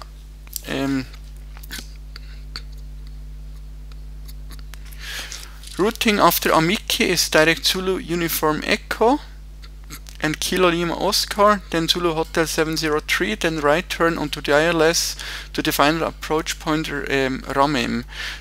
Let's check the altitudes.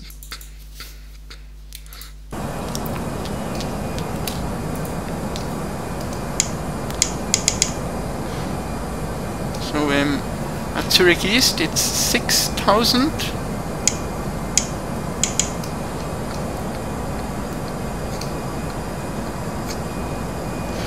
I mean 7,000 of course, or above.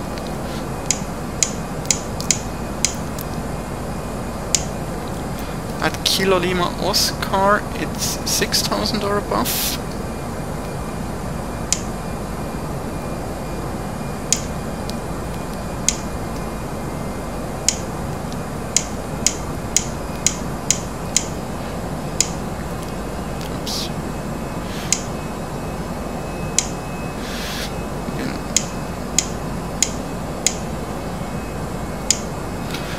Then at Zulu Hotel 703 it's also 6,000 or above,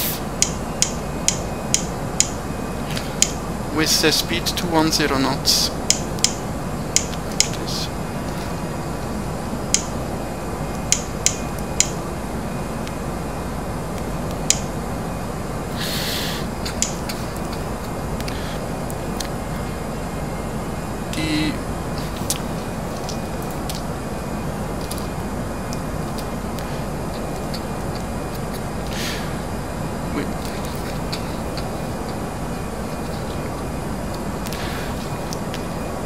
And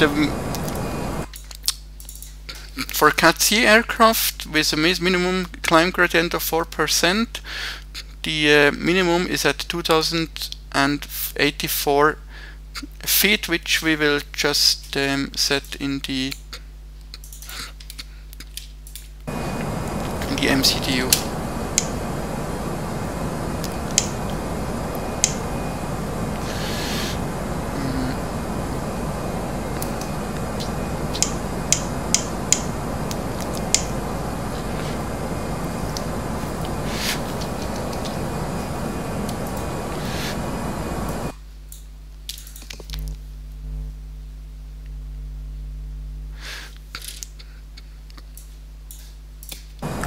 And we've also set we've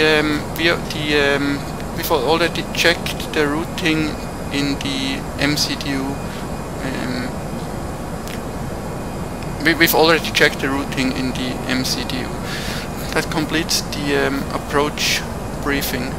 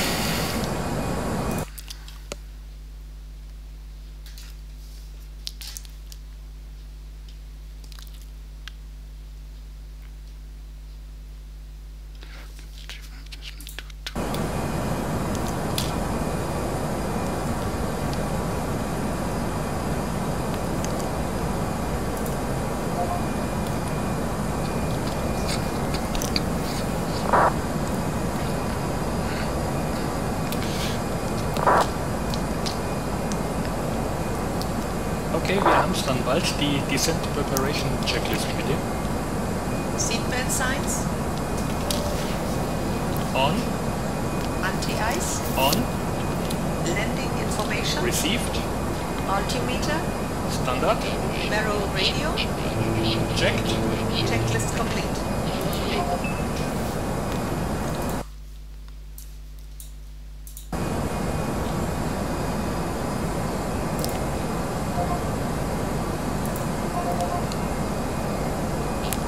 Information. Foxtrot. Departure. Runway 32. Arrival. Runway 28. ILS. Approach. Transition level 70.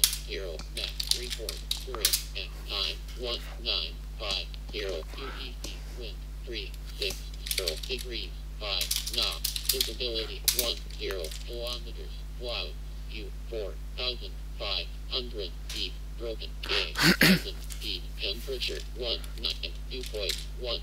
QNH 1016. No significant change is expected. Advise on who contact you have information.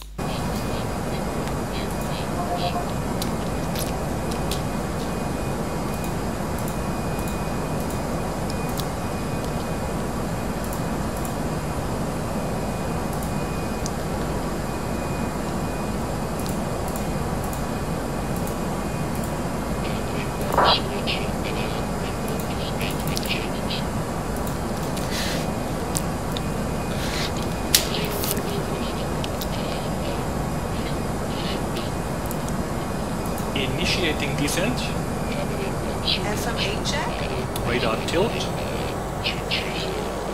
Descent below.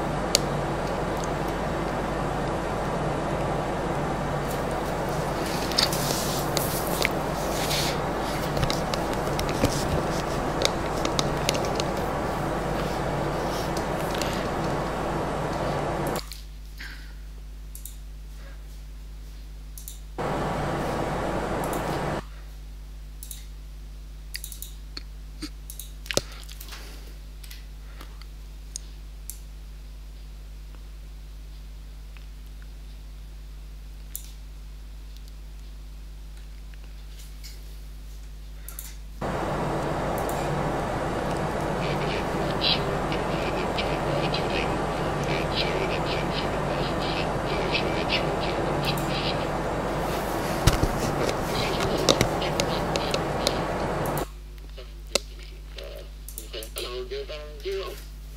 Everyone completed work. Switch arrival unit 6952. Switch 6952, Zurich arrival, good evening, identified, time to flight level 1.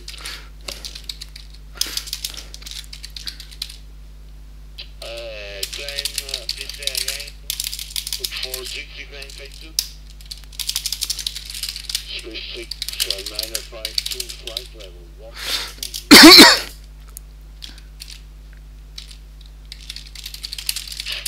Cancel to flight level 1.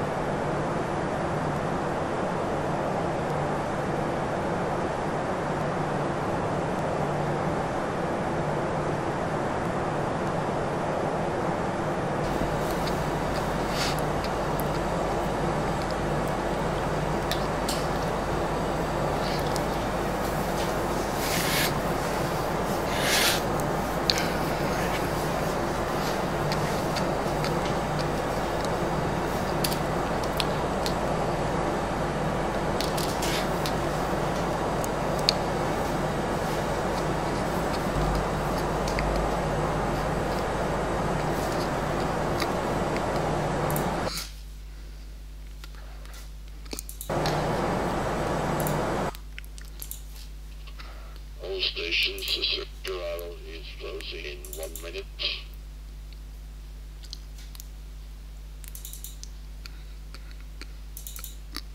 Thank you. Zurich arrival, guten Abend, die Swiss 109er Whiskey, flight level 180, descending 130, inbound RILAX, Airbus A320 with information Foxtrot.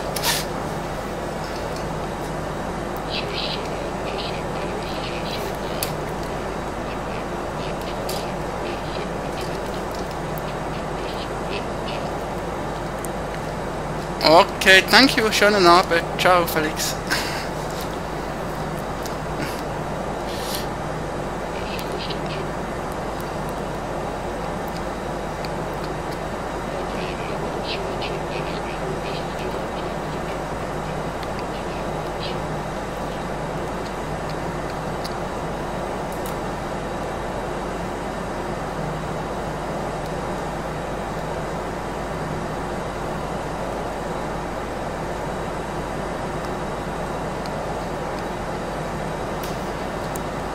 Well, that's a bit a pity that the station closes just right now, but as I used to control as well, some when you have to close, and if there are there's always a pilot with coming, and yeah,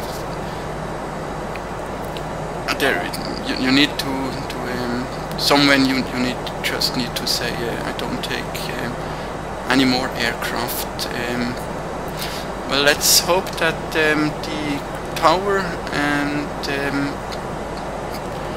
is still online and remains online. At the moment he is. So let's just hope that tower will still be online when we come. But, no, it just closed.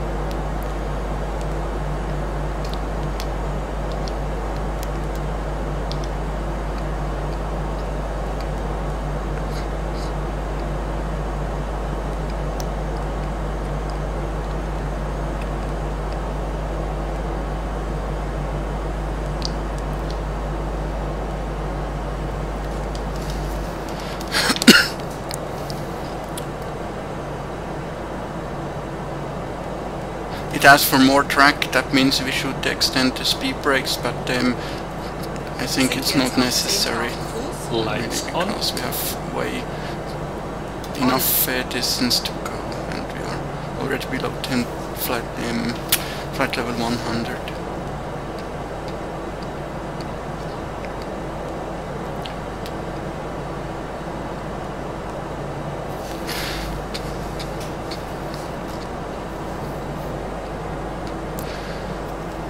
So we can make the landing briefing now, I think.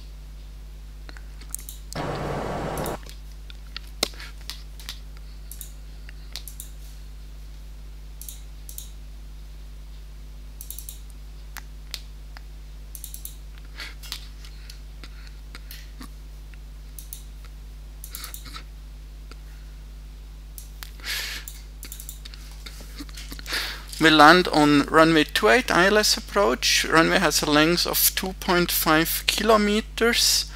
Then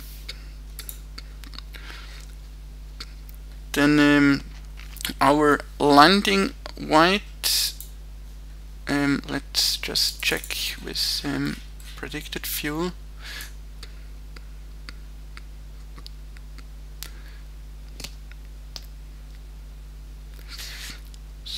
On Amiki, our fuel should be around 3 0.2.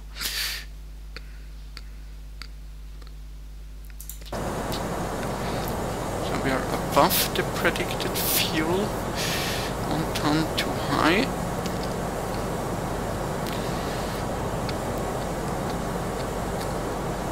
What's he doing right now?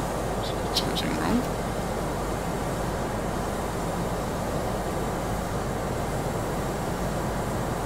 He should enter the holding.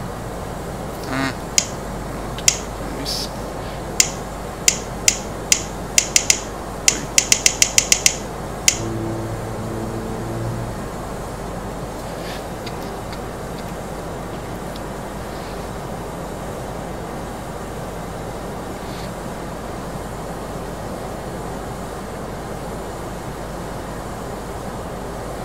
It's flying the holding.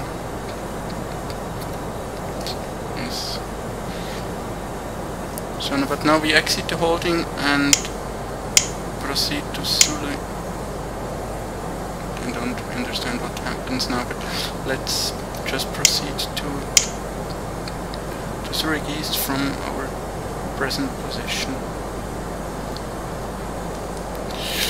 There's something wrong going on. There's something wrong with the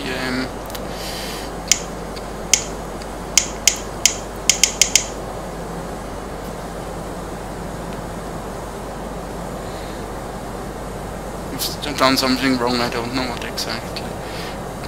Glide slope alive. But let's now proceed to Zurich East on heading.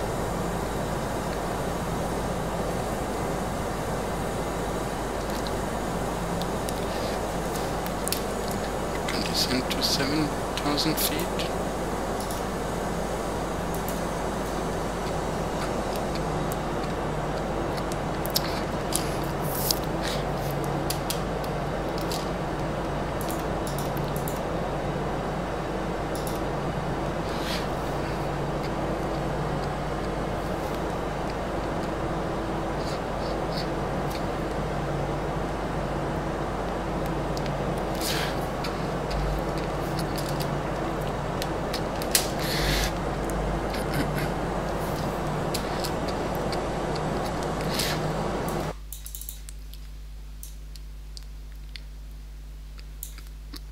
So predicted landing weight was 64.5 tons, which just at the maximum will be approximately 1 ton heavier, so will be above maximum. The speeds are as follow.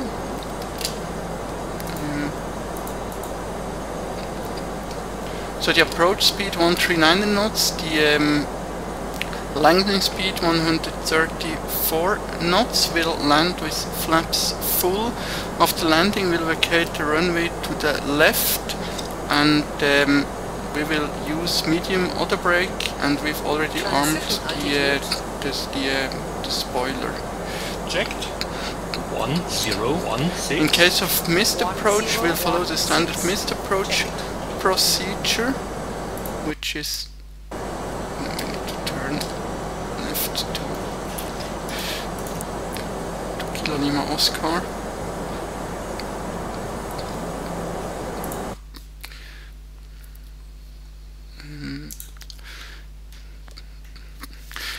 In case of go round, we will follow standard missed approach procedure and climb to 7,000 feet. The procedure is climb straight ahead, initial climb to 4,000 at D2.5 India Zulu Whiskey, which is the ILS. Pass the station, turn left with maximum 210 knots onto track 194, then continue climb to 7,000 feet. Intercept radar 062 of Willisau Whiskey India Lima VOR at D10 Whiskey India Lima, which is here. Turn right onto track 392, intercept radar 014 from Whiskey India Lima VOR, proceeds to Kipol. Let's check this on the FMC quickly.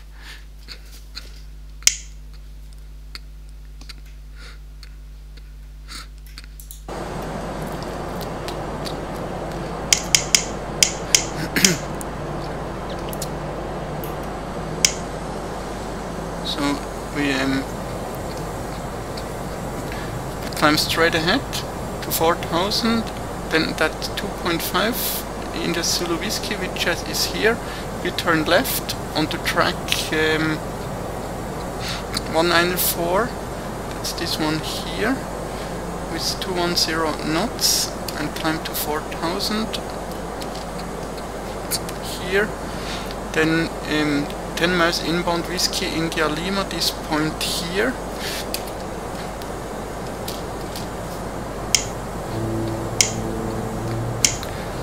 Then we intercept the radial 014 inbound Willisau, which happens here, and proceed to Gippol, climb to 7000 feet.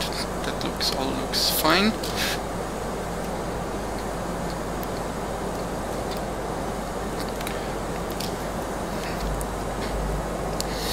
Landing briefing completed.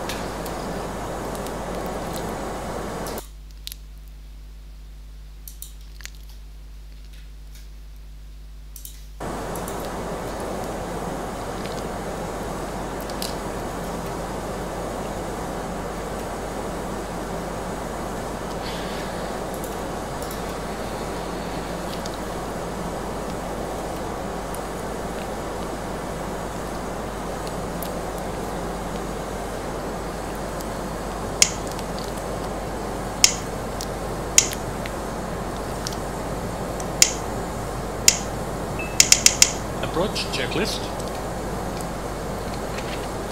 Ecom status. Checked. Sliding tables. Stowed. Stowed. Cabin signs. Checked. Nav accuracy. Checked. Barrel reference. Checked. Sorry, my FMC is behaving kinda strange at the moment. Checklist complete. Very sorry for that. Flight attendants, noch 4 Minuten. Prepare for landing.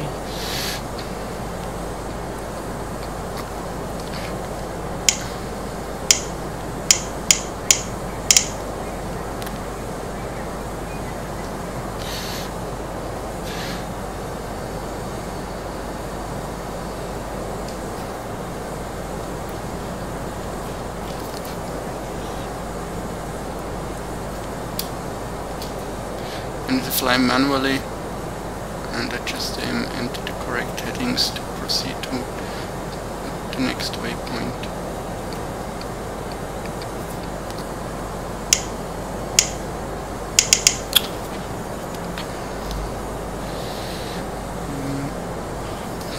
Now I have a fly in my room.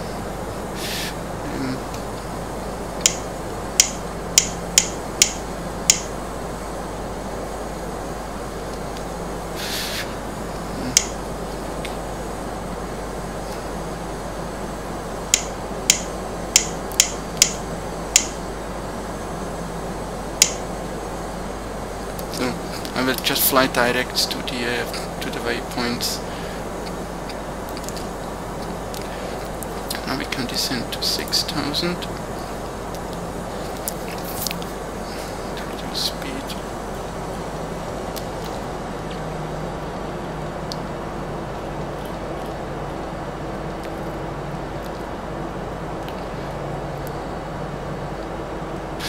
Well, actually I could activate the approach phase now.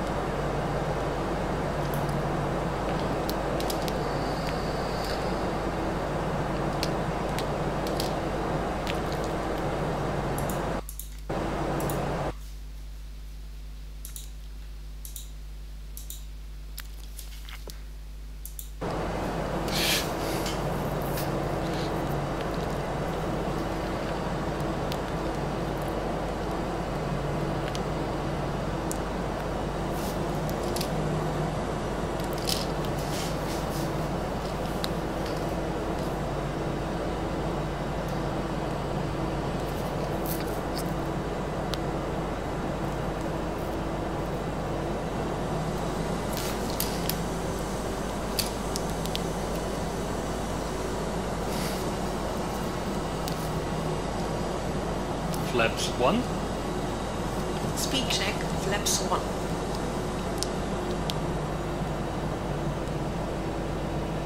Now we reduce to the aircraft automatically reduces speed because we have activated the approach phase. Maybe it was a bit early, but anyway.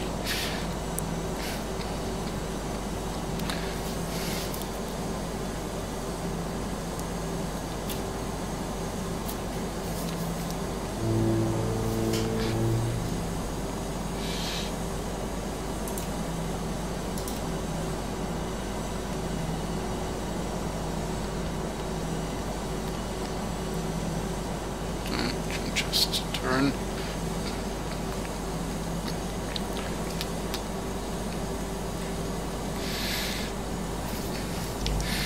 And now we will line up on the ILS.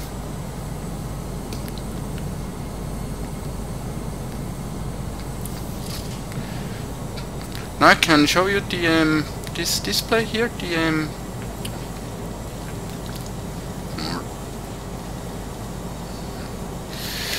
so now you can see the aviation bar of the ILS here. At the moment we are too far to the right of the track of the glide of the localizer, and this one shows the glide slope. So at the moment we are below the ILS, and as soon as this magenta diamond is in the middle, we are perfectly on the glide slope, and when this line is aligned with those two lines here, we are perfectly aligned with the localizer.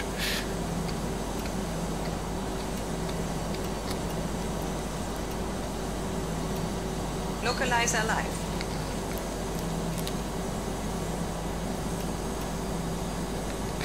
I overshoot. I wasn't prepared to those problems, I'm sorry. Now we need to intercept from the other side, so I will just convert it to heading 300.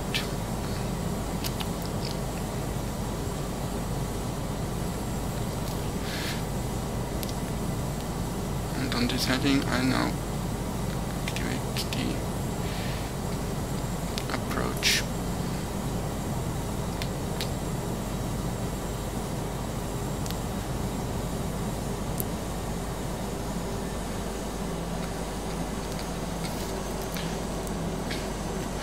Now we will line up, or we'll catch the glide slope before the localizer maybe, but we are within the 1-2 dots here, and second we are in VMC conditions, so that's not a big issue. Glide slope captured.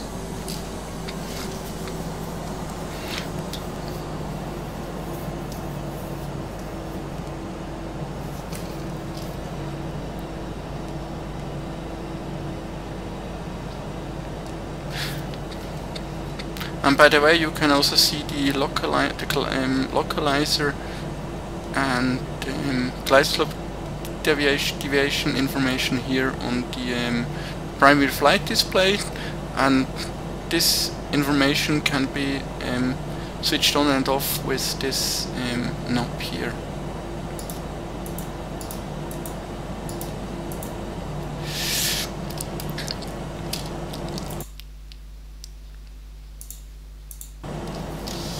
Localizer captured.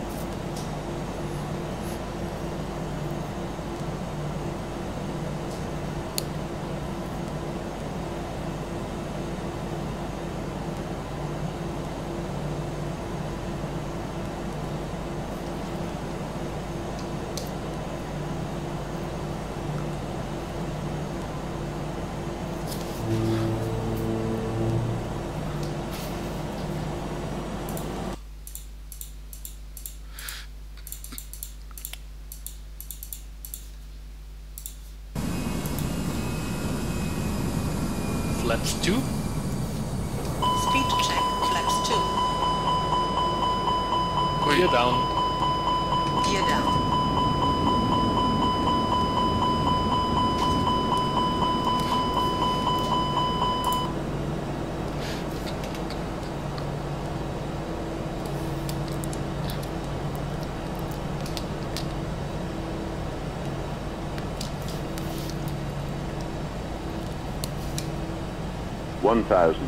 Speed check, flaps 3.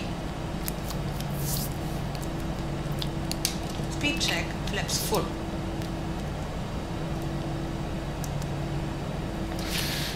So noch die Landing Checklist. Landing gear, Down and locked. 3 green. ground spoilers, Checked and armed. auto brakes, Medium. exterior lights, On. go around altitude, Checked. landing memo, Checked and no blue. checklist complete. 500. Auto flight off. 500. 100 above. Approaching 28. Minimum Continue. 400. 500. 400.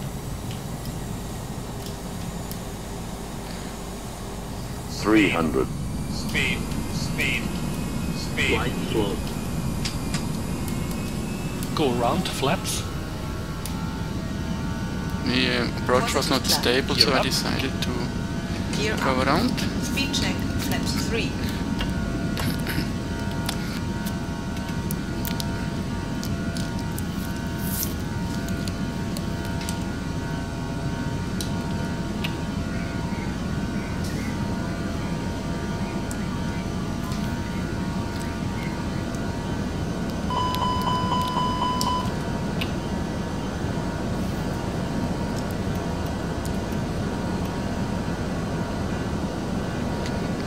And follow the And flap 0. Speed procedure. check, flaps 0.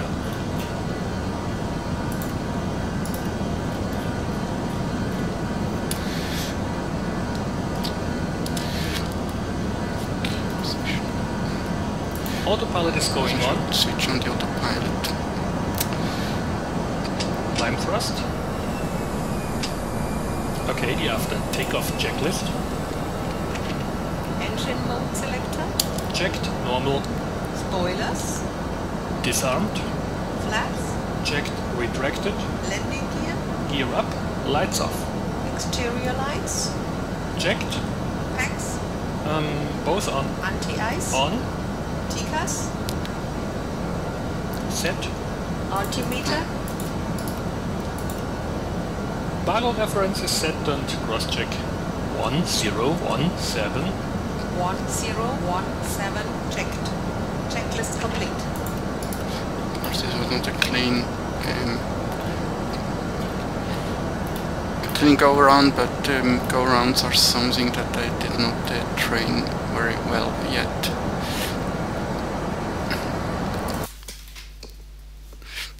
And we're much too fast now.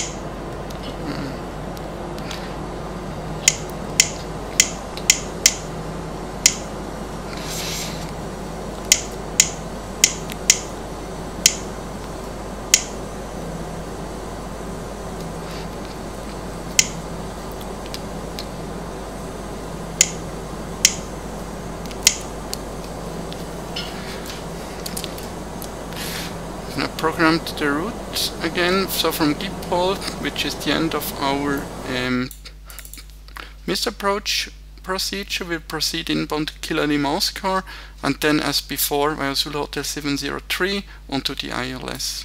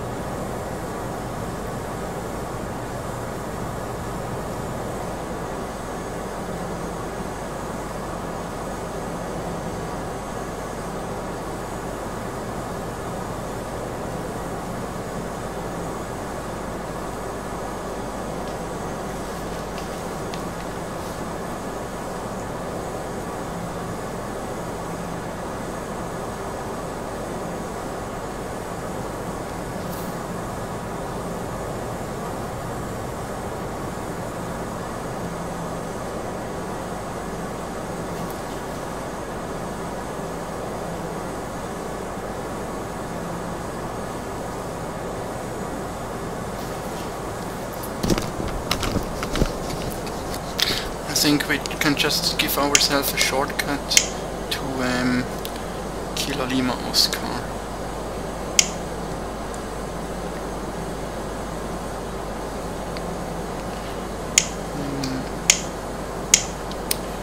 Direct to Kilo Lima Oscar. So.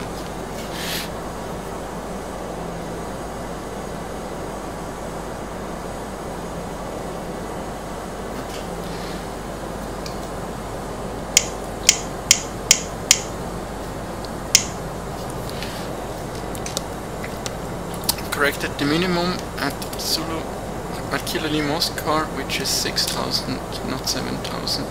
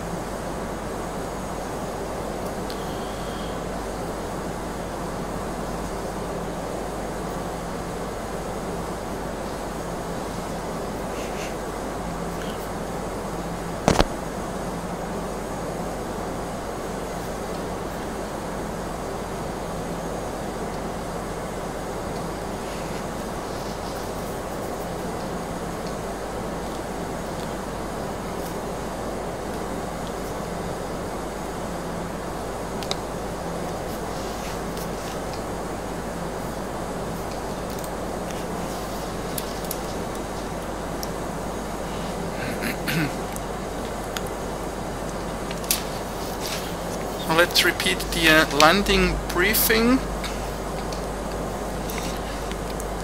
We'll land again on ILS runway 28. The runway has a length of 2.5 kilometers. We are now just at the maximum, I guess, with the go around. So around 67, around 64.5 tons.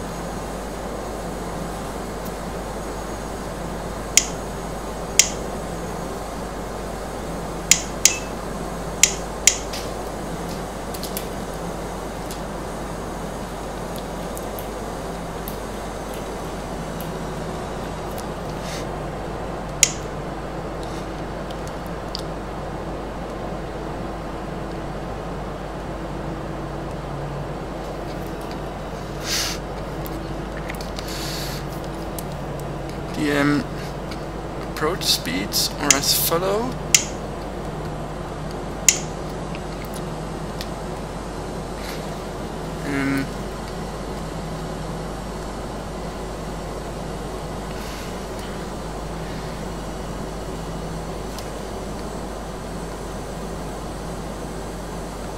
Can't find the information.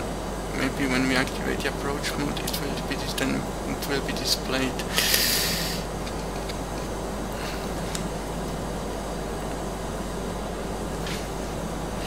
Still on this page here. So we will land with flaps full. Exit runway to the left, and we will approach checklist. Use medium auto brake. And beacon status checked. Spoilers sliding tables are now armed. Stowed cabin signs checked. nav accuracy checked. barrel reference Barrel reference is set and cross check 1016. 1016 checked. Checklist complete. So for the moment I leave speed on manual mode, I think it is called, so it's not managed, and we leave it on 210 knots, that's why it does not reduce speed. So now we also have the speeds for the approach speed 138 knots and landing speed 133 knots. And the rest remains as before.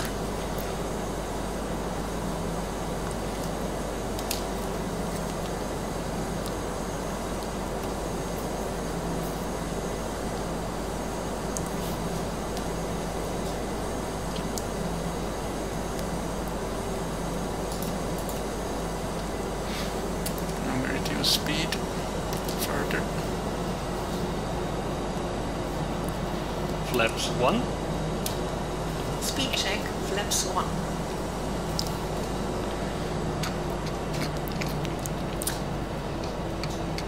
And in case of go around, we follow the standard missed approach procedure as we tried before.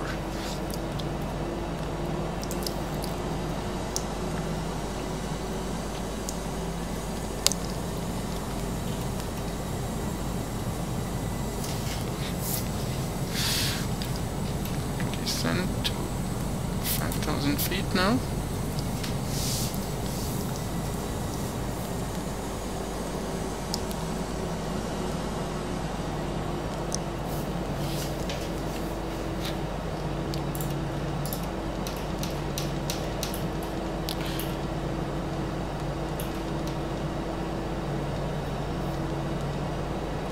Localizer live.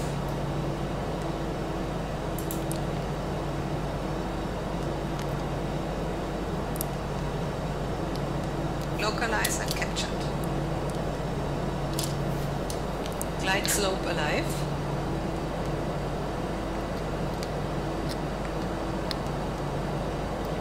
Ah, no, I forgot something. I remember.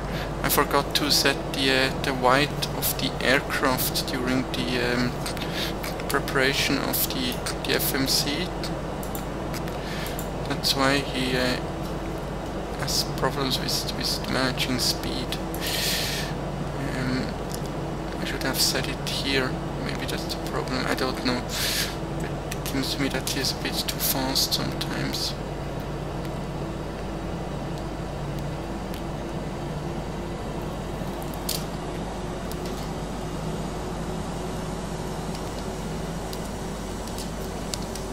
Speed check, flaps 2.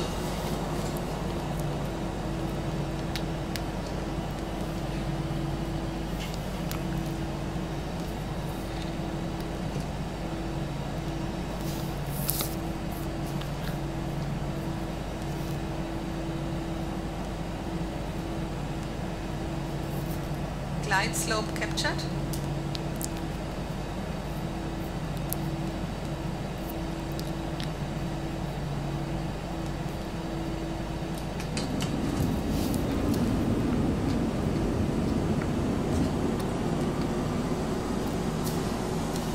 Speed check, flaps 3. Und flaps full. Speed check, flaps full.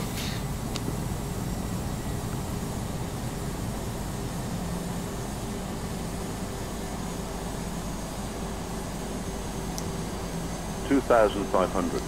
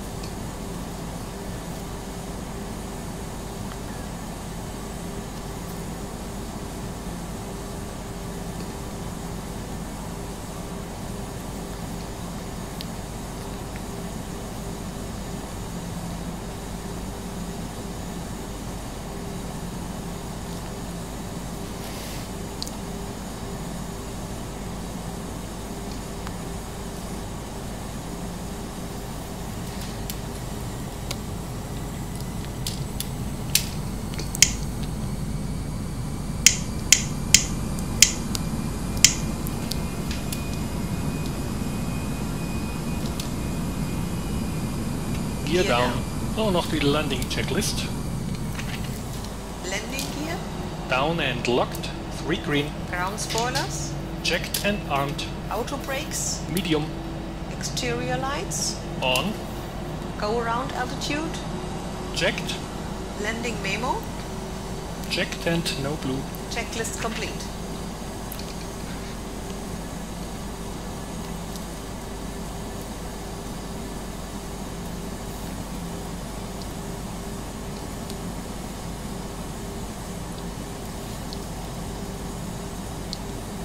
$1,000.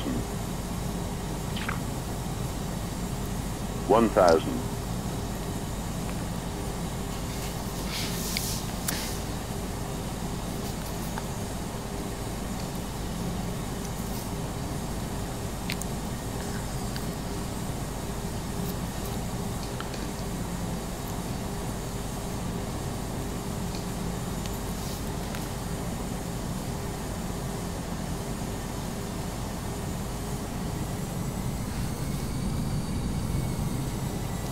Speed, speed, speed, speed.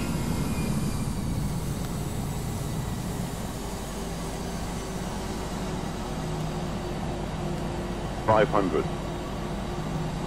$500. 100 above. Approaching 28. Auto flight off. Minimum. Continue.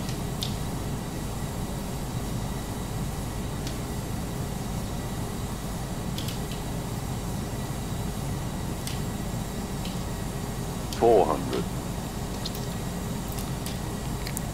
Speed, speed. 300.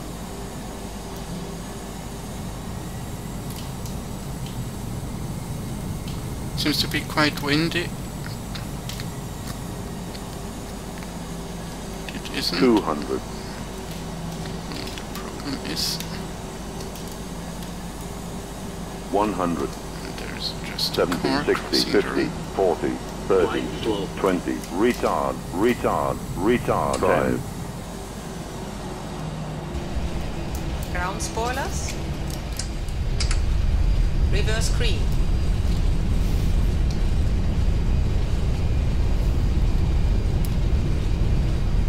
One 1,200 meters remaining. 70 knots. 900 meters remaining.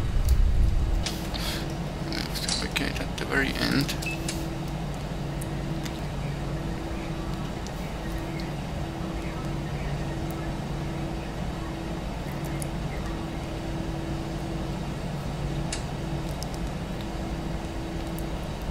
Well, I don't know what the reason was that the aircraft became so unstable during each approach.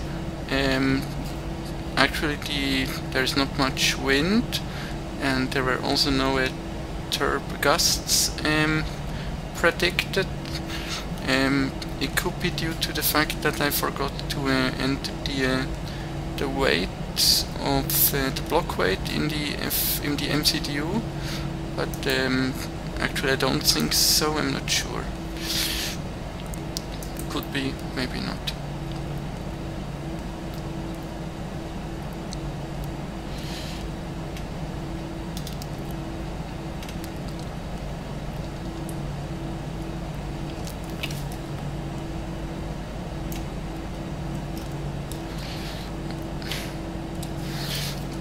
APU on. Okay, jetzt die after landing checklist. Exterior lights. Checked. Ground spoilers. Set off. Engine mode selector. Checked. Normal. Flaps. Checked. Retracted. TCAS. Checked. Standby. Brake temperature. Brake fans on. APU. On. Checklist complete.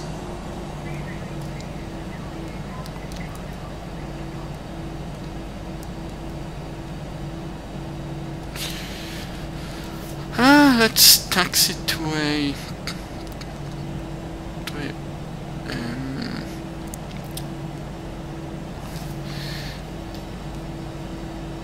to which stand we could taxi.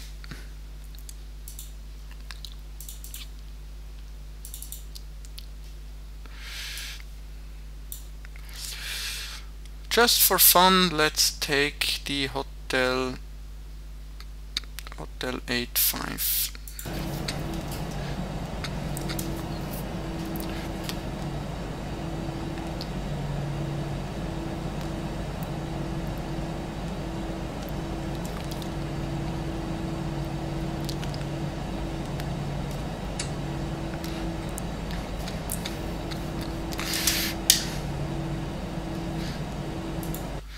And now we proceed via taxiway Lima, cross runway 3416, and then further via Echo 7, left link 3, right in the taxiway to stand Hotel 85.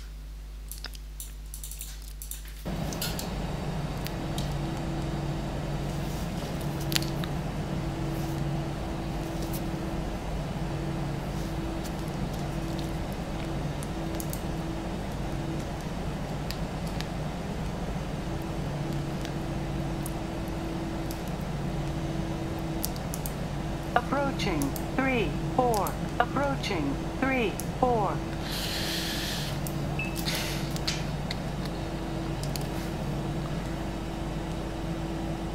Runway clear.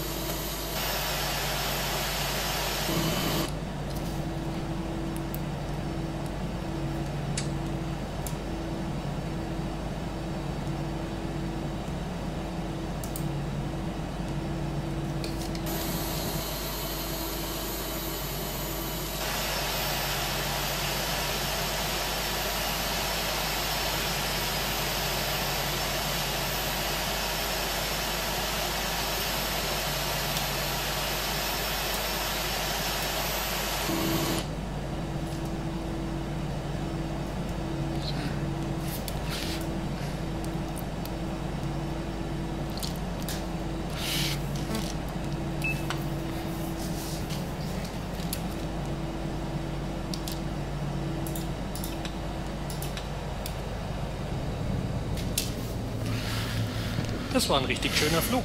Jetzt noch die Parking-Checklist und das war's dann erstmal. Parking brake and chocks. Und die Chocks sind dran. Parking brakes released. Engine master. Both off. Seatbelt signs. Set off. Beacon lights. Set off. Exterior lights. Set off. Anti-ice. Set off. Fuel pumps. Set off. Checklist complete.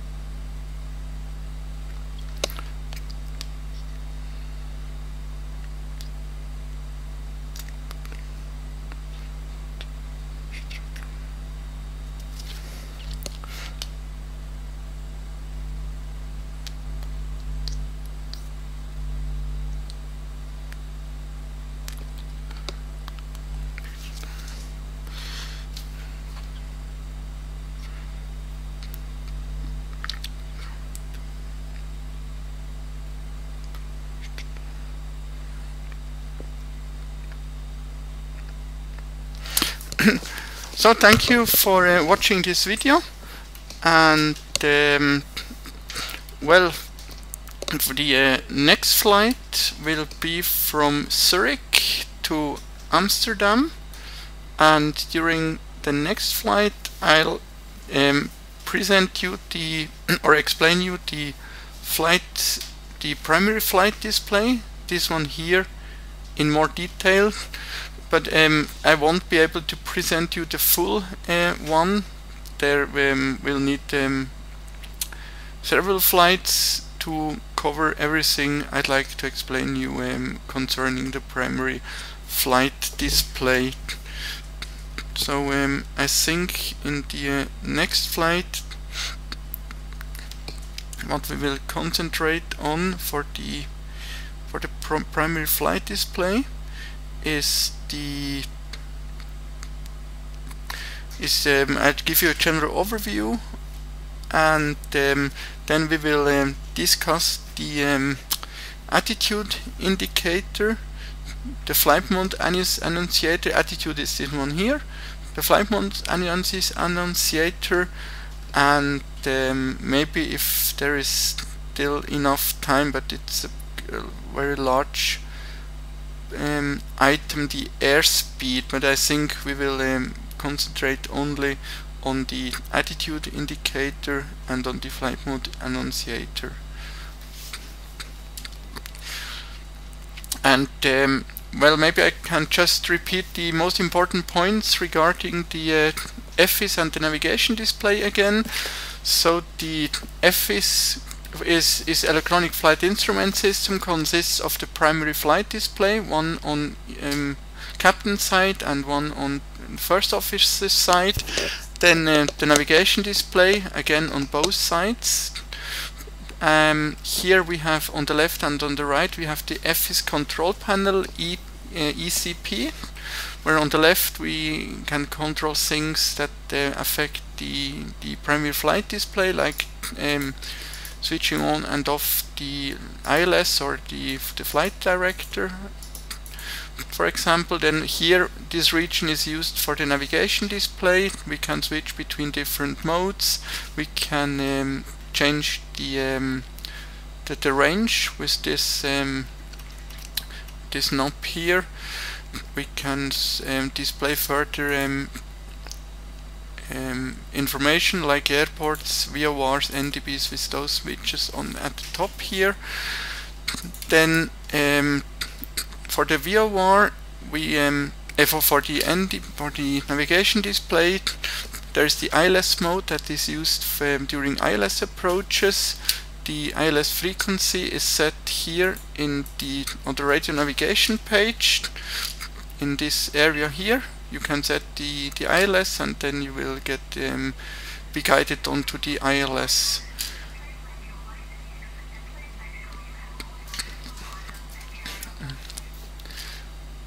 And then this mode here for VOR navigation. Again, you can set the VOR frequency here. Let's just, for example, set Kilo Lima Oscar for Kloten VOR, which is located at the airport. So now we have the deviation bar for Kilo Lima Oscar VOR, and at the top here you have the ILS frequency, the signature, and the course if we set one. So we can just set a random course here, 120 degrees, and now we have it here.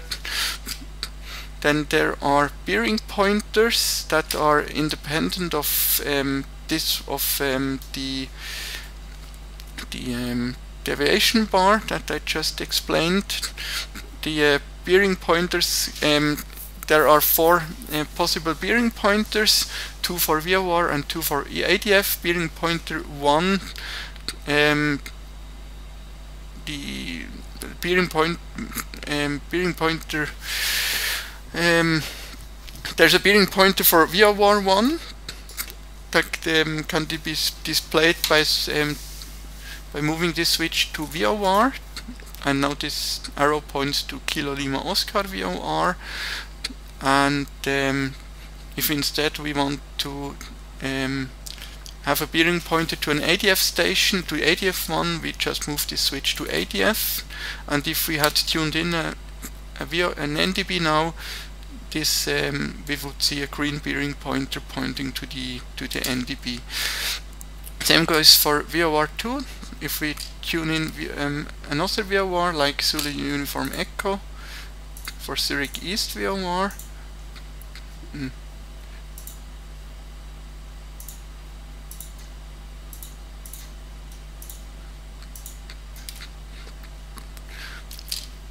and move this switch to VOR2, there will be another arrow pointing now to Zurich East VOR.